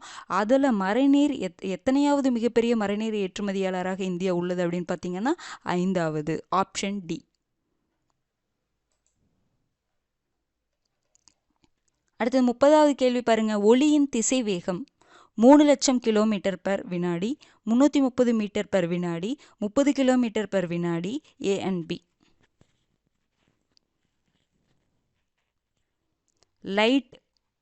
லைட்டோடைய திசைவேகம் என்னங்க வரும் நமக்கு? 3 லட்சம் கிலோமீட்டர் பர் வினாடி. இந்த 330 மீட்டர் பர் வினாடி அப்படிங்கிறது உங்களுக்கு எதுக்குங்க வரும்? சவுண்டுக்கு வரும். ஃபஸ்ட்டு நமக்கு ரீச் ஆகிறது லைட்டு தான் ரீச் ஆகிற மாதிரி இருக்கும். இந்த 30 கிலோமீட்டர் பர் வினாடி அப்படிங்கிறது என்னங்க வரும்? சூரியனை புவி சுற்றி வரும் பார்த்தீங்களா? அது எவ்வளோ? இப்போ 30 கிலோமீட்டர் பெர் வினாடிக்கு 30 கிலோமீட்டர் என்ன பண்ணுது அப்படின்னா சூரியனை புவி சுற்றி வருது. ஓகேங்களா? எர்த் சுற்றி வருது. அப்போ இது 3மே முக்கியமான ஃபேக்ட். 31வது கேள்வி பாருங்க. பொருந்தாத இணையை காண்க. கடல் ஈஸ்ட் கண்டறியப்பட்ட வளம், கனிமங்கள் உள்ளூர் வளம், சமூக வளம் பூங்கா, திமிங்கல புனுகு பன்னாட்டு வளம். வளங்களை வந்து கிளாஸிஃபை பண்ணியிருப்பாங்க. கண்டறியப்பட்ட வளம், மறைந்திருக்கும் வளம், உள்ளூர் வளம் அப்படிங்கிற மாதிரிலாம் பிரிச்சிருப்பாங்க. ஓகேங்களா? அப்போ அதில் பொருந்தாதது எதுன்னு பாருங்க. இப்போ இந்த கனிமங்கள் எதில் வரும் அப்படின்னு பார்த்தீங்கன்னா உள்ளூர் வளத்தில் தான் வரும். இந்த பூங்கா அப்படிங்கிறது சமூக வளம், எல்லாருமே பயன்படுத்தக்கூடிய வளம். இந்த திமிங்கல புனுகு அப்படிங்கிறது பார்த்தீங்கன்னா இது வந்து ஒரு பன்னாட்டு வளம். இது வந்து கடலில் தான் இருக்கக்கூடியதாக இருக்கும். அப்போ இதை வந்து பயன்படுத்தணும் அப்படின்னா அந்த நிறைய கண்ட்ரிஸோடைய ஒப்பந்தம் போட்டு தான் பயன்படுத்துகிற மாதிரி இருக்கும், அனுமதியோடு தான் பயன்படுத்துகிற மாதிரி இருக்கும். அப்போ இது வந்து பன்னாட்டு வளம். இதை பற்றி கொடுத்துருப்பாங்க, பார்த்துக்கோங்க. அப்போ இந்த கடல் ஈஸ்ட் இருக்குது பார்த்தீங்களா, இது வந்து என்னதுன்னா கண்டறியப்பட்ட வளம் கிடையாது, மறைந்து இருக்கக்கூடிய வளம். இந்த அரபிக் கடல்லாம் இது இருக்குது. அது வந்து மறைந்து தான் இருக்குது. அது ஒரு வளம் தான், அது ஒரு ரிசோர்ஸ் தான். ஆனால் என்னென்னா மறைந்து இருக்கக்கூடிய வளம், கண்டறியப்பட்ட வளம் வராது. கண்டறியப்பட்ட வளம்க்கு எக்ஸாம்பிள் என்ன கொடுத்துருப்பாங்க? நம்மளுடைய நெய்வேலி பழுப்பு நிலக்கரி சுரங்கம். அதை நம்ம கண்டறிஞ்சு அதை வந்து பயன்படுத்திட்டு இருக்கிறோம். ஆனால் அந்த கடல் ஈஸ்ட் அப்படிங்கிறது அரபிக்கடல் எங்கேயோ இருக்குது, மறைந்து இருக்குது. அப்போ அதை மறைந்து இருக்கக்கூடிய வளம். ஓகேங்களா? அதுக்கு தான் சொன்னேன், இதெல்லாம் ஒரு டைம் ரீட் பண்ணிக்கிட்டிங்கன்னா உங்களுக்கு ஈஸியாக இருக்கும். அடுத்தது பாருங்க. கீழ்காணும் கூற்றுகளில் சரியானவற்றை தேர்வு செய்க. சூரியனை போன்றே தன் வளிமண்டலத்தில் ஹைட்ரஜன் மற்றும் ஹீலியம் வாயுக்களை நெப்டியூன் கொண்டிருக்கும். மார்ஸ் என்பது ரொமானிய போர்க்கடவுளின் பெயர். இதுல வந்து எது சரின்னு பாருங்க.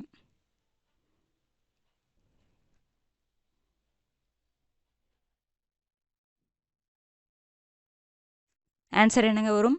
சூரியனை போலவே ஹைட்ரஜன் மற்றும் ஹீலியம் வாயுக்களை தன்னுடைய வளிமண்டலத்தில் கொண்டிருக்கக்கூடிய கோள் எதுன்னு பார்த்தீங்கன்னா நெப்டியூன் கிடையாது, ஜூபிட்டர், வியாழன் கோள் தான் கொண்டிருக்கும். சூரியனை மாதிரியே தன்னுடைய வளிமண்டலத்தில் ஹைட்ரஜனையும் ஹீலியம் வாயுக்களையும் கொண்ட கோள் எதுன்னு பார்த்தீங்கன்னா ஜூபிட்டர். அப்போ இது தவறு. மார்ஸ் அப்படிங்கிறது ரொமானிய போர்க்கடவுளின் பெயரா? கரெக்டு தான். அப்போ 2 மட்டும் சரி, ஆப்ஷன் பி. அடுத்தது பாருங்க. 33வது கேள்வி கூற்று. புதன் கோளில் பகல் பொழுதில் அதிக வெப்பநிலையும் இரவு நேரத்தில் கடும் குளிரும் காணப்படும்.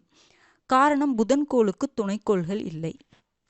கூற்று சரி, காரணம் தவறு. கூற்று காரணம் சரி, காரணம் கூற்றிற்கு சரியான விளக்கம். கூற்று காரணம் சரி, ஆனால் காரணம் கூற்றிற்கு சரியான விளக்கம் அல்ல. கூற்று தவறு, காரணம் சரி. ஆன்சர் பார்த்தலாங்களா?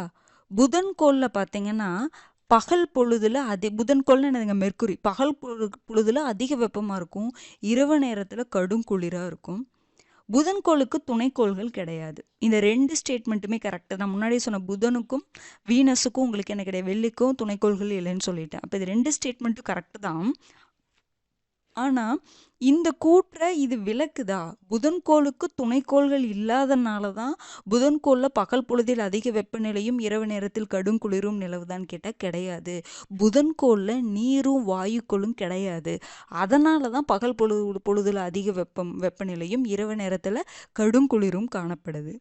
அப்போ கூற்று காரணம் சரி, ஆனால் கூற்றிற்கு காரணம் சரியான விளக்கம் அல்ல. Option C. அடுத்து 34வது கேள்வி பாருங்க. கீழ்கண்டவற்றுள் மீப்பெரு நகரத்தை குறிப்பது. 1,00,000 மக்கள் தொகைக்கு மேல் கொண்ட நகரம், 5,000க்கும் மேலான மக்கள் தொகை கொண்ட நகரம், 10 மில்லியனுக்கும் மேலான மக்கள் தொகை கொண்ட நகரம், 10 லட்சத்திற்கும் மேலான மக்கள் தொகை கொண்ட நகரம். மீப்பெரு நகரம்.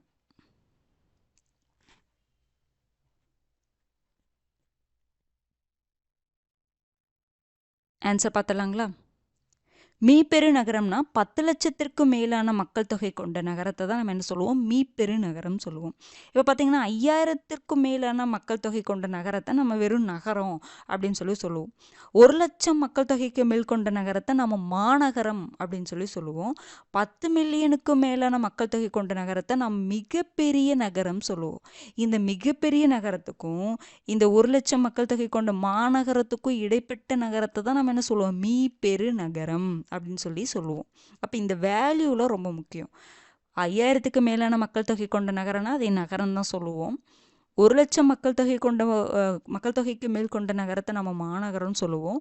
10 மில்லியனுக்கு மேலான மக்கள் தொகை கொண்ட நகரத்தை நம்ம மிகப்பெரிய நகரம் சொல்லுவோம். மீப்பெருநகரம் அப்படிங்கிறது 10 லட்சத்திற்கு மேலான மக்கள் தொகை. இந்த வேல்யூ கொடுத்துட்டு கூட உங்களை கொஸ்டின் கேட்பாங்க, பார்த்துக்கோங்க. அடுத்து 35வது கேள்வி பாருங்க. கீழ்காணும் கூற்றுகளில் தவறானவற்றை தேர்வு செய்க. சேர்வராயன் மலையில் பாக்சைட் படிவுகள் அதிக அளவில் உள்ளன, கஞ்சமலையில் இரும்பு தாது கிடைக்கிறது. இதுல எது தவறுன்னு பாருங்க.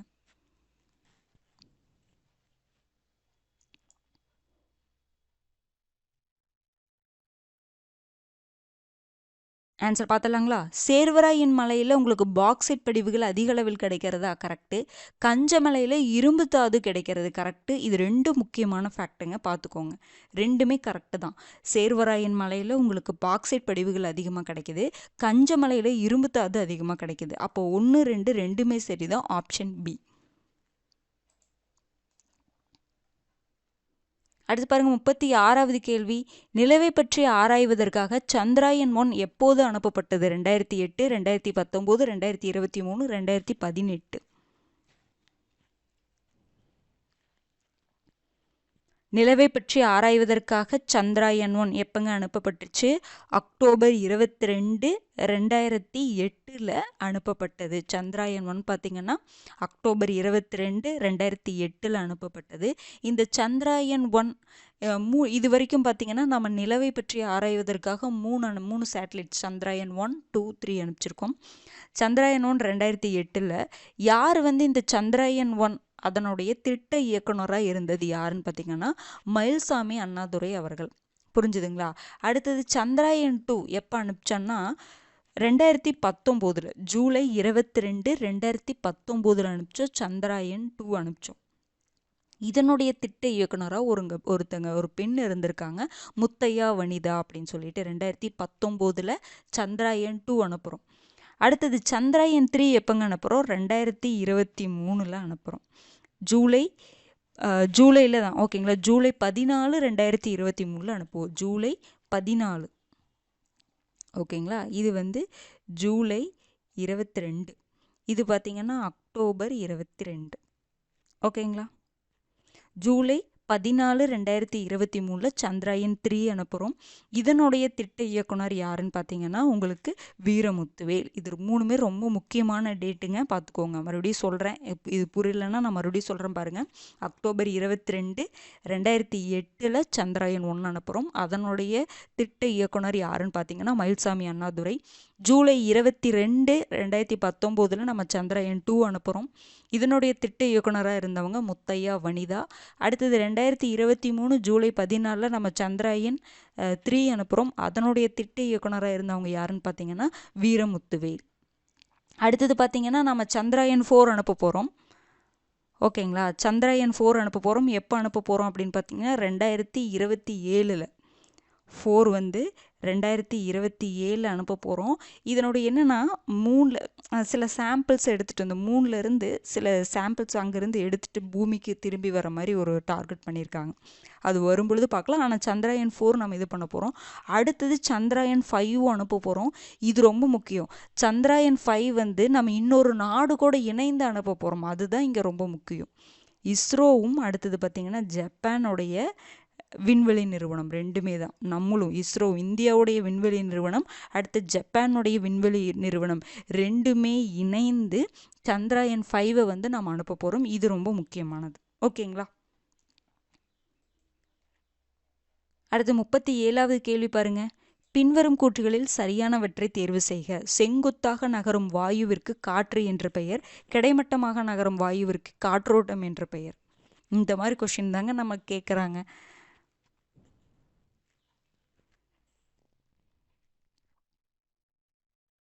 செங்குத்தாக நகரும் வாயுவிற்கு நம்ம என்னங்க சொல்லுவோம்? காற்றோட்டம் சொல்லுவோம்.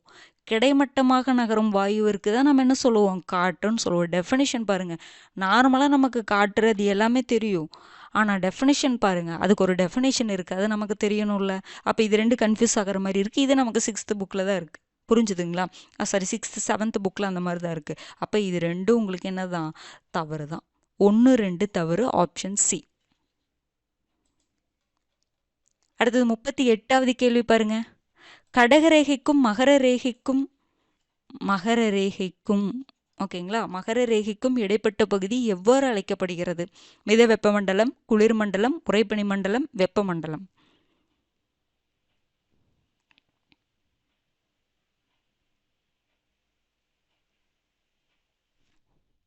ஆன்சர் என்னங்க வரும்? கடகரேகைக்கும் மகர ரேகைக்கும் இடைப்பட்ட பகுதியை நம்ம என்ன சொல்லுவோம் அப்படின்னா வெப்பமண்டலம் அப்படின்னு சொல்லுவோம். அப்போ என்னதுங்க, இப்போ நம்மளுடைய எர்த் இருக்குன்னா சென்டரில் ஈக்குவேட்டர் இருக்குமா, அப்புறம் கடகரேகை, மகர ரேகை, ஓகேங்களா, அண்டார்டிக் சர்க்கிள், ஆர்டிக் சர்க்கிள். அப்போ கடகரேகை டிராபிக் ஆஃப் கேன்சர், இது மேலே டிராபிக் ஆஃப் கேன்சர், இது உங்களுக்கு தெரியும், நான் ரஃபாக சொல்கிறேங்க. டிராபிக் ஆஃப் கேன்சர், இது டிராபிக் ஆஃப் கேப்ரிகான் நம்ம சொல்லுவோம் இல்லைங்களா. இந்த பகுதியை தான் நம்ம என்ன சொல்லுவோம் அப்படின்னா, இதுதான் கொஷினாக கேட்டிருக்காங்க. கடகரேகைக்கும் மகர ரேகைக்கும் இடைப்பட்ட பகுதியை நம்ம என்ன சொல்லுவோம்? வெப்பமண்டலம் அப்படின்னு சொல்லுவோம். மித வெப்பமண்டலம் அப்படின்னு என்னது? இந்த டிராபிக் ஆஃப் கேன்சர் இங்கே இருக்குங்களா, டிராபிக் ஆஃப் கேன்சருக்கும் கடகரேகை இருக்குங்களா, கடகரேகைக்கும் இந்த இங்கே என்ன இருக்கும் உங்களுக்கு? ஆர்டிக் வட்டம் இருக்குமா, இந்த பகுதியை நம்ம என்ன சொல்லுவோம்னா மித வெப்பமண்டலம். அதே மாதிரி இங்கே உங்களுக்கு மகர ரேகைக்கும் அண்டார்டிக் வட்டம், இது அண்டார்டிக் வட்டம் சொல்லுவோமா?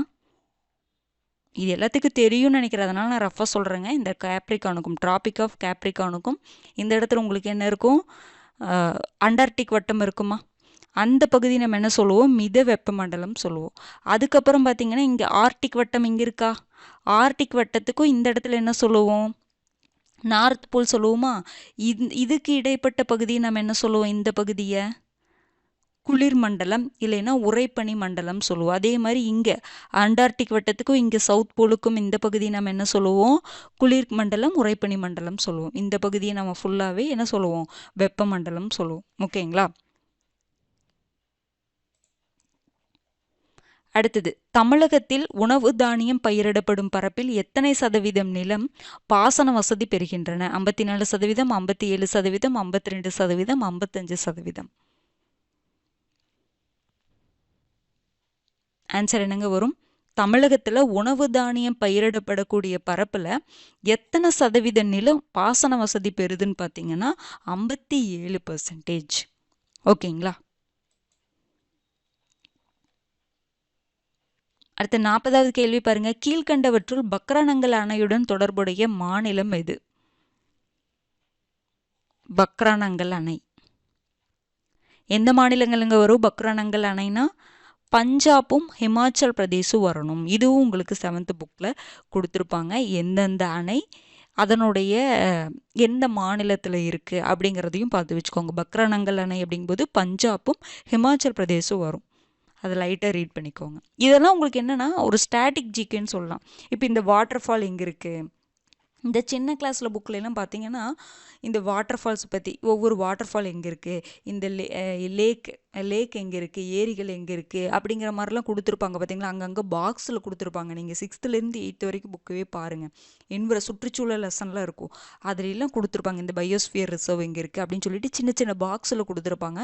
அதெல்லாம் லைட்டாக ஒரு டைம் ரீட் பண்ணிக்கோங்க, அவ்வளோதான். ஓகேங்களா? அது நீங்கள் முன்னாடி படிக்கலைனாலும் பரவாயில்ல, இப்போ ஒரு டைம் ரீட் பண்ணிக்கோங்க. அதை புதுசாக படிக்கிறேன்னு நினைக்காதீங்க, அது ஈஸியாக தான் இருக்கும். ஓகேங்களா? பாக்ஸை மட்டும் ஒரு லைட்டாக பார்த்து வச்சுக்கோங்க கொஞ்ச நேரம் ஒதுக்கி. ஓகேங்களா? அடுத்தது பாருங்க, பின்வரும் கூற்றுகளில் தவறானவற்றை தேர்வு செய்க. மனிதன் ஓர் இயற்கை வளம். மனிதன் இயற்கை வளமாக இருந்தாலும் மனிதனை நாம் ஒரு தனி வளமாக பார்க்கிறோம்.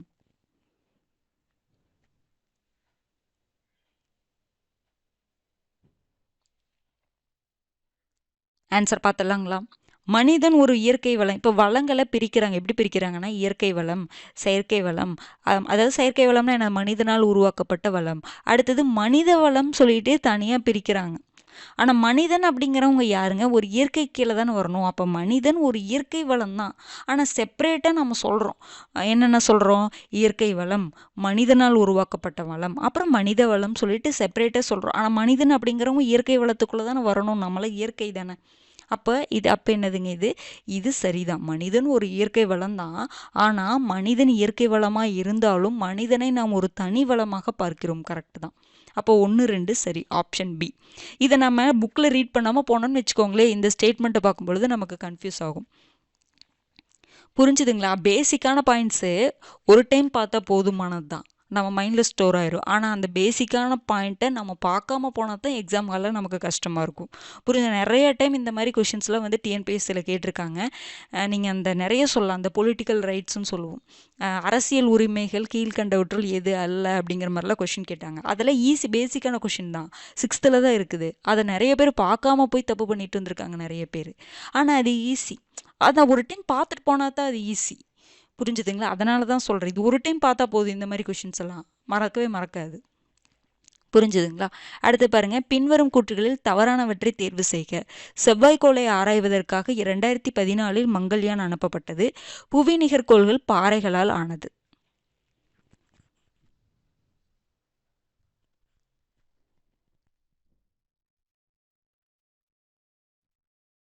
ஆன்சர் பார்த்தலாங்களா? செவ்வாய்க்கோளை ஆராய்வதற்காக 2014 மங்கள்யான் அனுப்பப்பட்டது. கரெக்டு தான்.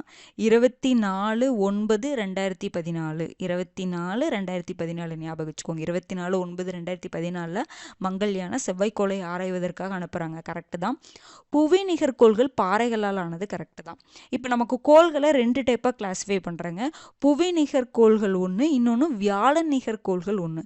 ஃபஸ்ட்டு 4 பிளானட்டை நம்ம என்ன சொல்லுவோம்னா புவி நிகர்கோள்கள், மெர்க்குரி, வீனஸ், எர்த், மார்ஸ். இந்த 4ஐயும் நம்ம புவி நிகர்கோள்கள்னு சொல்லுவோம். வியாழ நிகர்கோள்கள் அப்படின்னு என்ன சொல்லுவோம்னா ஜூபிட்டர், யுரேனஸ், சாட்டன், நெப்டியூன் அதெல்லாம் இருக்குது பார்த்தீங்களா. அந்த 4 ஃபஸ்ட்டு 4 புவி நிகர்கோள்கள், செகண்ட் 4 என்னது உங்களுக்கு வியாழன் நிகர்கோள்கள் நம்ம சொல்லுவோம்.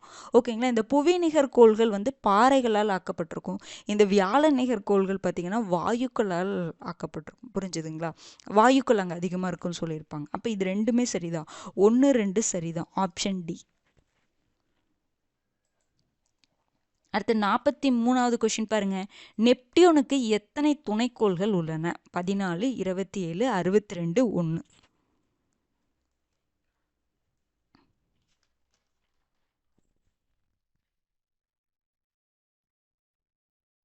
ஆன்சர் பார்த்துடலாங்களா? நெப்டியூனுக்கு எத்தனை துணைக்கோள்களுங்க இருக்குது? 14 இருக்குது. என்னென்ன கோள்கள் இருக்குது அப்படிங்கிறத நம்ம புக்கில் கொடுத்ததில் நான் முன்னாடியே சொல்லிட்டேன். ஓகேங்களா? நெப்டியூனுக்கு 14 துணைக்கோள்கள் இருக்குது. அடுத்தது 27 துணைக்கோள்களை கொண்ட கோள் எதுங்க? யுரேனஸ். யுரேனஸுக்கு 27 துணைக்கோள்கள் இருக்குது. 62 துணைக்கோள்களை கொண்ட கோள் எதுங்க? சாட்டன், சனிக்கோள்.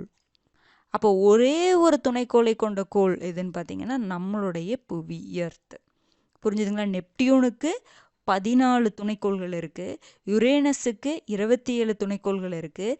சனிக்கோளுக்கு 62 துணைக்கோள்கள் இருக்குது. புவிக்கு ஒரு துணைக்கோள் இருக்குது. ஓகேங்களா?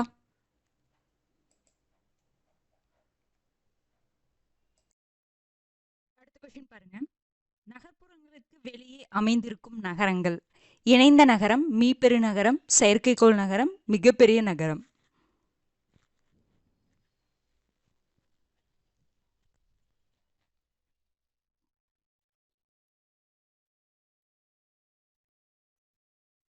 நகர்ப்புறங்களுக்கு வெளியே அமைந்திருக்கும் நகரங்களை நம்ம என்னங்க சொல்லுவோம்? செயற்கைக்கோள் நகரம் அப்படின்னு சொல்லுவோம். ஓகேங்களா? இதெல்லாம் டைரக்டா கொஸ்டின்ஸ்ல உங்களுக்கு கேட்கறக்கு வாய்ப்பு இருக்கு. நகர்ப்புறங்களுக்கு வெளியே அமைந்திருக்கக்கூடிய நகரங்கள் செயற்கைக்கோள் நகரம் நம்ம சொல்லுவோம். அடுத்த 45வது கேள்வி பாருங்க. கீழ்கண்டவற்றுள் எது முற்றா நிலக்கரி ஆகும்? Lignite, peat, anthracite, lignite. Okay, இன்னும் வேற வரும். ஓகேங்களா? இந்த 3 ஆப்ஷன்ல மட்டும் பாருங்க. Lignite, peat, anthracite.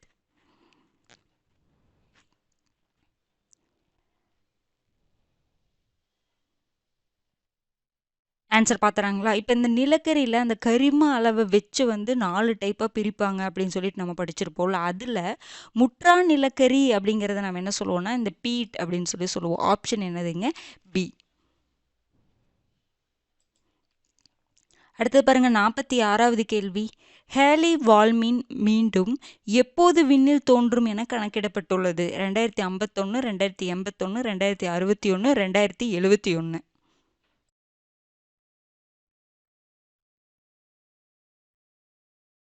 ஆன்சர் என்னங்க வரும்? ஹேலி வால்மீன் இதற்கு முன்னாடி எப்போ தோன்றுச்சு, விண்ணில் தோன்றுச்சு அப்படின்னு பார்த்தீங்கன்னா 1986ல் தோன்றுச்சு.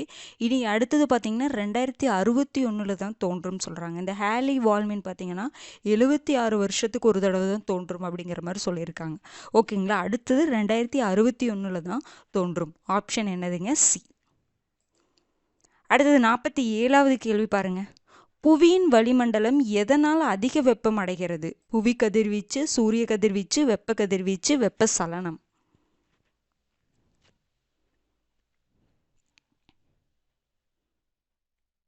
ஆன்சர் பார்த்தலாங்களா? இப்போ புவியின் வளிமண்டலம் இருக்கு பார்த்தீங்களா? இந்த சூரிய கதிர்வீச்சை விட புவி கதிர்வீச்சுனால தான் அதிக வெப்பம் அடையும் அப்படின்னு சொல்லியிருப்பாங்க. ஆப்ஷன் என்னதுங்க? புவி கதிர்வீச்சு. இந்த சூரிய கதிர்வீச்சை விட புவி கதிர்வீச்சுனால தான் புவியின் வளிமண்டலம் அதிக வெப்பம் அடைகிறது அப்படின்னு சொல்லி கொடுத்துருப்பாங்க. ஓகேங்களா? இந்த சூரிய கதிர்வீச்சில் தான் பார்த்தீங்கன்னா வெப்ப கதிர்வீச்சு, வெப்பச்சலனம் அந்த டைப்ஸ் எல்லாம் உங்களுக்கு வரும். புரிஞ்சுதுங்களா? ஓரளவுக்கு இதில் சொன்ன பாயிண்ட்ஸாவது நீங்கள் நோட் பண்ணி வச்சுக்கோங்க. அடுத்தது பாருங்கள். ஐசோதெர்ம் என்பது என்ன? சம சூரிய வெளிச்சக்கோடு, சராசரி சம வெப்பநிலை கோடு, சம காற்றழுத்த கோடு, சம வெப்பக்கோடு. முன்னாடியே பார்த்துட்டோம். அதெல்லாம் ஞாபகம் இருந்துச்சுன்னா இதில் ஆன்சர் எலிமினேட் பண்ணி போட்டுடலாம் நீங்கள். ஐசோதெர்ம் அப்படின்னு என்னதுங்க? சம வெப்பக்கோடு. இதெல்லாம் நம்ம முன்னாடியே பார்த்துட்டோங்க. அந்த பாக்ஸை கன்ஃபார்மாக பார்த்து வச்சுக்கோங்க. நான் முன்னாடியே இது என்னென்ன அப்படிங்கிறது சொல்லிட்டேன். ஓகேங்களா? சம வெப்பக்கோடு தான் நம்ம ஐசோதெர்ம் அப்படின்னு சொல்லுவோம். அடுத்தது 49வது கேள்வி பாருங்க. பின்வரும் கூற்றுகளில் பருவக்காற்றை பற்றி சரியானவற்றை தேர்வு செய்க. குளிர்காலத்தில் நிலத்திலிருந்து கடலை நோக்கி வீசும், கோடை காலத்தில் கடலில் இருந்து நிலத்தை நோக்கி வீசும். இதுல எது சரின்னு பாருங்க.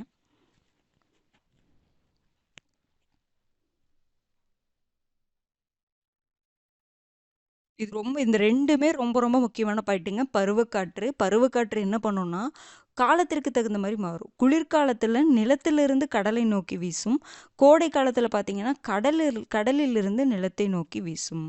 ரெண்டுமே கரெக்டு தான். இந்த 2 பாயிண்ட்டும் ரொம்ப முக்கியமானது. எந்த காலத்தில் எங்கிருந்து எங்கே நோக்கி வீசுது அப்படிங்கிறத பார்த்துக்கோங்க. 1, 2 சரி. Option B. அடுத்தது 50வது கேள்வி பாருங்க. எவ்வகையான குடியிருப்புகள் சமவெளி பகுதிகள் மற்றும் மலைகளுக்கு இடையே உள்ள பள்ளத்தாக்குகளில் காணப்படுகின்றன? வட்ட வடிவ குடியிருப்புகள், நட்சத்திர வடிவ குடியிருப்புகள், செவ்வக வடிவ குடியிருப்புகள், நேர்கோட்டு குடியிருப்பு.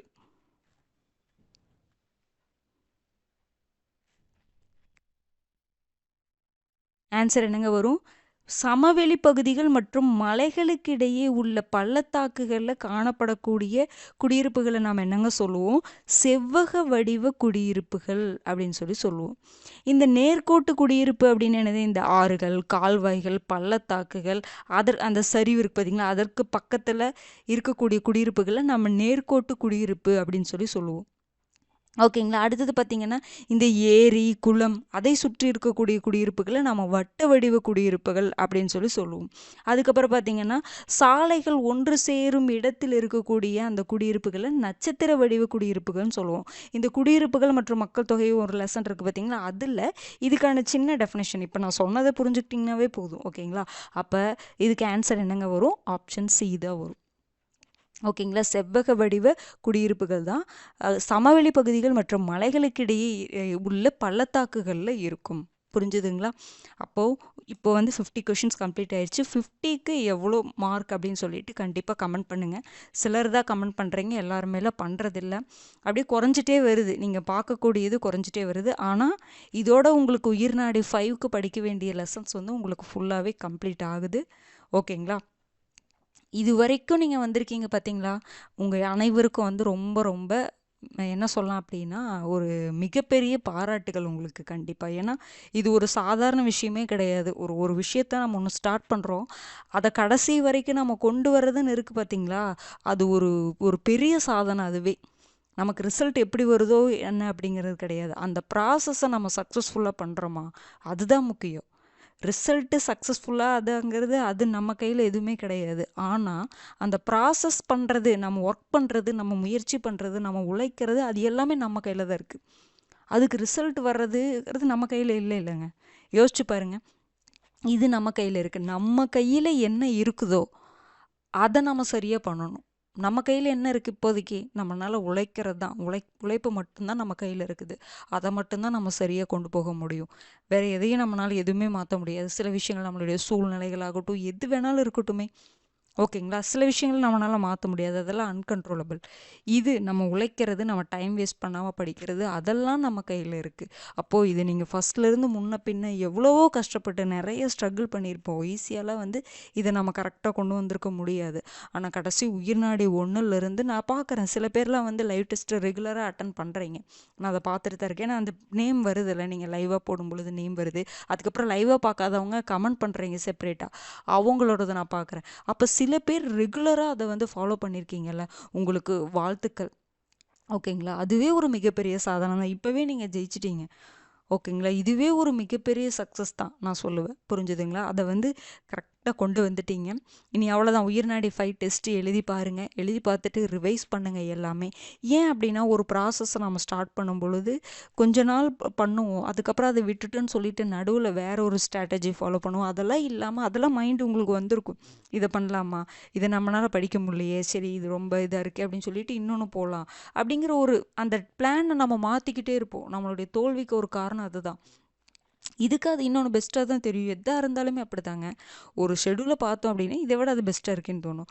அது ஏன் அப்படி தோணுதுன்னா, நம்ம இந்த இது கரெக்டாக ஃபாலோ பண்ணாதங்காட்டி அப்படி தோணும். ஆனால் அதையும் மீறி நீங்கள் இதில் கரெக்டாக வந்திருக்கீங்க. நிறைய பேர் வந்திருப்பீங்க. அவங்க எல்லாத்துக்குமே ஒரு மனதார வாழ்த்துக்களை நான் சொல்லிக்கிறேன். ஒரு வேளை வராதவங்க முன்ன பின்ன வந்தாலும் பரவாயில்ல, ஆனால் இதுலேயே இருந்தீங்கல்ல, ஒரே விஷயத்தில் நம்ம ஃபோக்கஸ்டாக இருக்கிறோம்ல, அதுதான் நமக்கு சக்ஸஸ் கொடுக்கும். எல்லா விஷயத்துலையும் நம்ம ஃபோக்கஸ்டாக, எல்லா பிளானையும் நம்மளால் ஃபாலோ பண்ண முடியாது. ஆனால் நம்ம கையில் இருக்கக்கூடிய ஒரு பிளானை முன்ன பின்ன ஆனாலும் நம்ம அதையவே கரெக்டாக அதையவே பிடிச்சிட்ருக்கோம் பார்த்தீங்களா, அதுதான் நமக்கு சக்ஸஸை கொடுக்கும். புரிஞ்சுதுங்களா. அதனால் நீங்கள் சொல்லுங்கள், நீங்கள் கமெண்ட் பண்ணுங்கள், எத்தனை பேர் இப்போ வரைக்கும் நான் கரெக்டாக ஃபஸ்ட்டில் இருந்து இப்போ வரைக்கும் நான் பார்த்துருக்கேன். ஃபஸ்ட்டு லைவ் ஆரம்பித்ததுலேருந்து உயிர்நாடி 5 வரைக்கும் நான் கரெக்டாக முடிச்சிட்டேன்.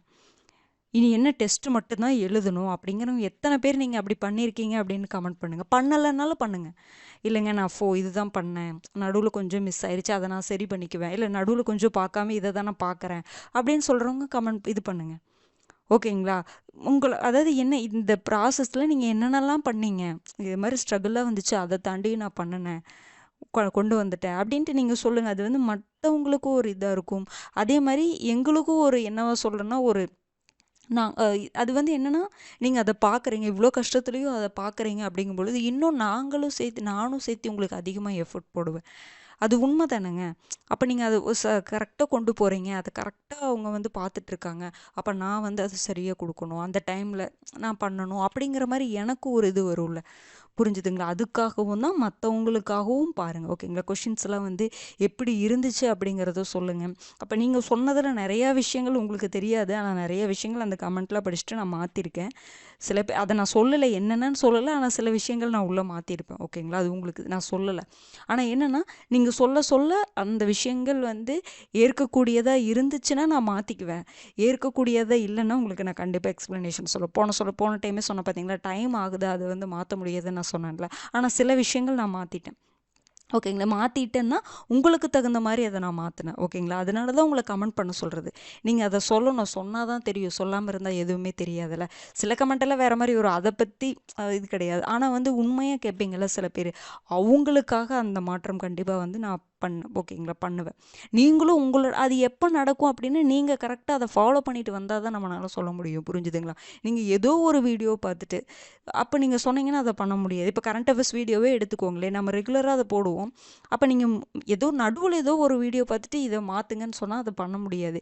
ஏன்னா ஃபஸ்ட்ல இருந்தே அதை நம்ம வந்து அதை கொண்டு வரும் பொழுது அதுக்கு தகுந்த மாதிரி போயிட்டே இருக்கும்.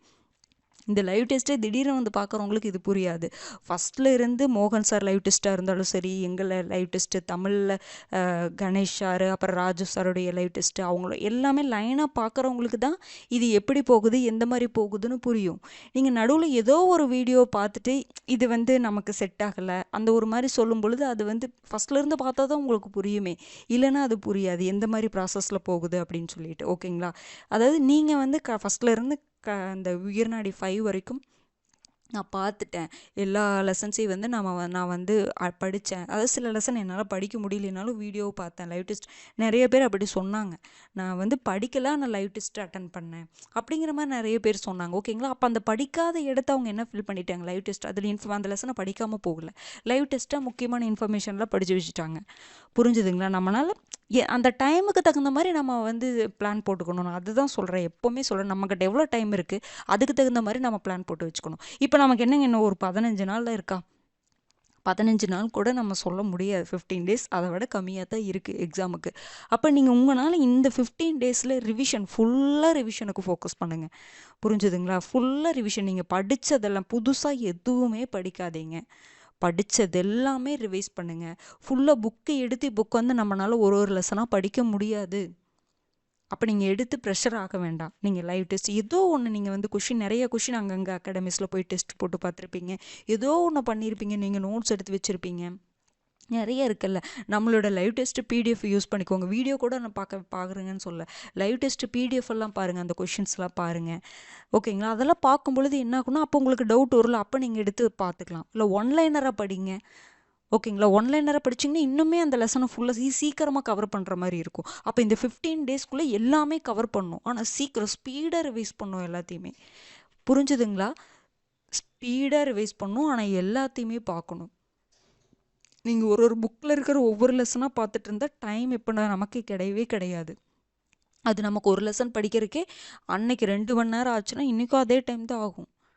ஏன்னா இப்போ நம்ம பயத்தில் இருக்கிறோம், பதட்டத்தில் இருக்கிறோம், என்ன பண்ணுறதுனே தெரியாத ஒரு சுச்சுவேஷன் இருக்கும். இப்போ நீங்கள் ஈஸியாக முடிக்கணும், உங்கள் மைண்ட் ரிலாக்ஸ் பண்ணணும். நீங்கள் மைண்டை ரிலாக்ஸ் பண்ணி ரிவைஸ் பண்ணணும். அப்போ அதுக்கு என்ன, ஒன்லைனராக படிங்க, ஈஸியாக படிங்க, ஈஸி மெத்தடாக எல்லாமே கொண்டு வாங்க. இப்போ உட்காந்து நீங்கள் வந்து ரொம்ப போட்டு ப்ரெஷர் பண்ணி கஷ்டமான ஒரு போர்ஷன் எடுத்து பண்ணவே வேண்டாம். ஈஸியாக படிங்க. ஈஸியாக படிக்கிறதுக்கு என்னென்ன வழியோ மைண்டை ரிலாக்ஸாக வச்சுக்கிட்டு ஈஸியாக என்னென்னலாம் பண்ணலாம், மேக்ஸா ஃபார்முலாஸ்லாம் பார்க்கலாம். ஒரு டாபிக் டெய்லி 2 டாபிக் எடுத்தோம் அப்படின்னா முடிஞ்சு போயிடும். அந்த 15 நாளில் ஒரு டாபிக் எடுத்திங்கன்னா கூட முடிஞ்சு போயிடும். அதில் ஃபார்முலாஸ்லாம் ஒரு டைம் இது பண்ணி பாருங்கள். அதே மாதிரி தமிழில் அப்படி தான், எல்லா டாப்பிக்லேயும் கொஞ்சம் கொஞ்சம் அங்கே சிலதெல்லாம் உங்களுக்கு டவுட்டாலாம் இருக்கும், அதையெல்லாம் படிச்சிருங்க. அதே மாதிரி ஜிகேலேயும் எப்படி தான், உங்களுக்கு வந்து ஒன்லைனராக எடுத்துக்கோங்க, மற்றதெல்லாம் கூட நீங்கள் பார்த்துடலாம். ஜிகே மட்டும் ஒன்லைனராக படித்தா தான் கம்ப்ளீட் பண்ண முடியும். ஒன்லைனராக படிங்க. அந்த இடத்துல உங்களுக்கு சிலதெல்லாம் டவுட்டாக இருந்ததுன்னா மட்டும் நீங்கள் புக் எடுத்து பார்த்துக்கலாம். ஏன்னா இப்போ புக் எடுத்து பார்த்தீங்கன்னா உங்களுக்கு டைம் ஆகும். இல்லை புக் எடுத்து என்னால் படிக்க முடியுங்கிறவங்க தாராளமாக படிக்கலாம். ஆனால் புதுசாக எதுவுமே படிக்காமல் படித்ததை மட்டும் ரிவைஸ் பண்ணுங்கள். ஏன்னா எக்ஸாம்களில் படித்தது தப்பு போட்டால் நம்ம ரொம்ப கஷ்டப்படுவோம். அது பண்ணிட்டோம் அப்படின்னா அடுத்தடுத்த கொஷின் தப்பாக பண்ணிட்டு போயிடுவோம். அதனால் ஃப்ரீயாக மைண்டை ஃப்ரீயாக வச்சுக்கிட்டு ரிசல்ட்டை எக்ஸ்பெக்ட் பண்ணாமல் இப்போ நமக்குடைய இந்த 15 டேஸில் நம்ம என்னென்னலாம் பண்ண முடியுமோ அதையெல்லாம் மட்டும் பண்ணுங்கள். ரிசல்ட்டை மட்டும் எதிர்பார்க்காதீங்க. புரிஞ்சுதுங்களா? ரிசல்ட்டை பற்றி யோசிச்சோம் அப்படின்னா இப்போ நம்மளால் ப்ராசஸில் தப்பு பண்ணிடுவோம் நாம். புரிஞ்சுதுங்களா? ப்ராசஸில் ஏன் சொல்கிறேன் அப்படின்னா ரிசல்ட்டு நல்ல மார்க் வரணும்னு நீங்கள் நினைப்பீங்க. ஓகேங்களா? எல்லாருமே அப்படித்தானே. அப்போ நம்ம என்ன நினைப்போம்? எல்லாமே படிக்கணும் அப்படின்னு நம்ம நினைப்போம். இந்த 15 நாளில் எல்லாமே படிக்க முடியுமா? நீங்கள் யோசிச்சு பாருங்கள். ரிவைஸ் தான் பண்ண முடியும். அப்போ நீங்கள் எல்லாமே படிக்கணும்னு என்ன பண்ணுவீங்க? படித்ததெல்லாம் விட்டுட்டு படிக்காதது தான் பார்த்துட்ருப்பீங்க. எல்லாமே படிக்கணுங்கிறதுக்காக நம்ம என்ன பண்ணுவோம்? படித்ததெல்லாம் விட்டு படிக்காததெல்லாம் பார்த்துட்ருப்போம். ஆனால் எக்ஸாமில் உங்களுக்கு என்ன வரும்? படித்த கொஷின் வரும். ஆனால் நம்ம தப்பு பண்ணிட்டு வருவோம். இது வருடம் நம்ம இந்த தப்பு தான் பண்ணிட்டு இருக்கிறோம். இந்த டைமும் நம்ம இதை பண்ணணுமா? படித்ததை நல்லா படிச்சுட்டு போங்க, ரிவைஸ் படிச்சுட்டு போங்க. புரிஞ்சுதுங்களா? அப்போ எந்த இடத்துல அதை நம்ம அப்படி யோசிக்கிறோம்? ரிசல்ட் எதிர்பார்க்குறங்காட்டி தான். இல்லை, நான் படித்ததை நல்லா படிச்சுட்டு போகிறேன், எனக்கு என்ன வந்தாலும் பரவாயில்ல, எப்படி ரிசல்ட் வந்தாலும் பரவாயில்ல அப்படிங்கிற ஒரு கான்ஃபிடென்ட் தான் உங்களுக்கு நல்ல ரிசல்ட் கொடுக்கும். நான் தெரிஞ்சதை படித்ததை நல்லா அட்டன் பண்ணுறேன், தெரியாததை நான் யோசித்து பண்ணுறேன், ஸ்கிப் பண்ணி போட்டு பார்க்குறேன், எனக்கு கண்டிப்பாக வரும் அப்படின்னு சொல்லிட்டு நீங்கள் அப்படி அந்த ஒரு தைரியத்தை எடுத்துக்கோங்க. அவ்வளோதான். அந்த ஒரு தைரியம் தான் இந்த இடத்துல நமக்கு முக்கியம். அதுக்கு நான் அசால்ட்டாக இருங்கன்னு நான் சொல்ல வரல. படித்ததை ரிவைஸ் பண்ணுங்கன்னு சொல்கிறேன். ஓகேங்களா? நான் வந்து ஒரு 10 நிமிஷம் இதையே சொல்லிட்டேன்னு நினைக்கிறேன். ஏன் அப்படின்னா எக்ஸாம் கிட்டத்தில் வந்துருச்சு. நாம நீ வந்து பெருசாக வீடியோஸ்லாம் போட மாட்டோம். அதனால தான் நான் கடைசியாக உங்களுக்கு சொல்கிறேன். நல்லா படிச்சுக்கோங்க. கரண்ட் அஃபேர்ஸ்லாம் அந்த குவிஸில் போட்டதெல்லாம் அப்படியே ரிவைஸ் பண்ணிக்கோங்க. ஏன்னா முக்கியமானதெல்லாம் மட்டும்தான் குவிஸ் போட்டிருக்கு. நான் சொன்ன மாதிரி தமிழ்நாடு பட்ஜெட்டு கண்டிப்பாக படிச்சுக்கோங்க. யூனியன் பட்ஜெட் கண்டிப்பாக படிச்சுக்கோங்க. அந்த தமிழ்நாடு பொருளாதார ஆய்வறிக்கையே கன்ஃபார்ம் படிச்சுட்டு போயிருங்க. கண்டிப்பாக உங்களுக்கு நல்ல ரிசல்ட்டாக தான் உங்களுக்கு வரும். அதனால் அதை பற்றி ஒரி பண்ணாமல் இந்த 15 நாள் தான் உங்களுக்கு கண் முன்னாடி தெரியணும். அந்த எக்ஸாம் டேட் உங்களுக்கு ஜூலை 12 பற்றி நீங்கள் யோசிக்காதீங்க. அதற்கு முன்னாடி இருக்கக்கூடிய நாட்களை நீங்கள் எப்படி பயன்படுத்தணும் அப்படிங்கிறத மட்டும் யோசிங்க. ஃப்ரீயாக பிளான் போடுங்க. ரொம்ப வந்து ஹெக்டிக்காக ரொம்ப அதிகமாக பிளான் போட வேண்டாம். அந்த நாளைக்கு இவ்வளோ நேரம் தான் படிக்க முடியும், அதுக்கு மேலே நம்மளால் படிக்க முடியாது. நம்ம மனசும் தெளிவாகணும். ஓகேங்களா? நம்ம மனசும் தெளிவாகணும், நம்ம உடலும் ஆரோக்கியமாக இருக்கணும், நல்லா சாப்பிட்ணும், நைட்டு ஃபுல்லாக படித்து தூங்காமல் விட்டுறாதீங்க. நல்லா தூங்குங்க. இந்த டைம் நம்ம மனசு ரிலாக்ஸாக இருக்கணும். அதுதான் இந்த இடத்துல ரொம்ப ரொம்ப முக்கியமானது. மனசு ரிலாக்ஸாக இருந்தாவே நம்மளால் நல்லா எக்ஸாம் பண்ண முடியும். புரிஞ்சுதுங்களா? நல்லா படிங்க. All the best. அடுத்த வீடியோவில் சந்திக்கலாம். நன்றி.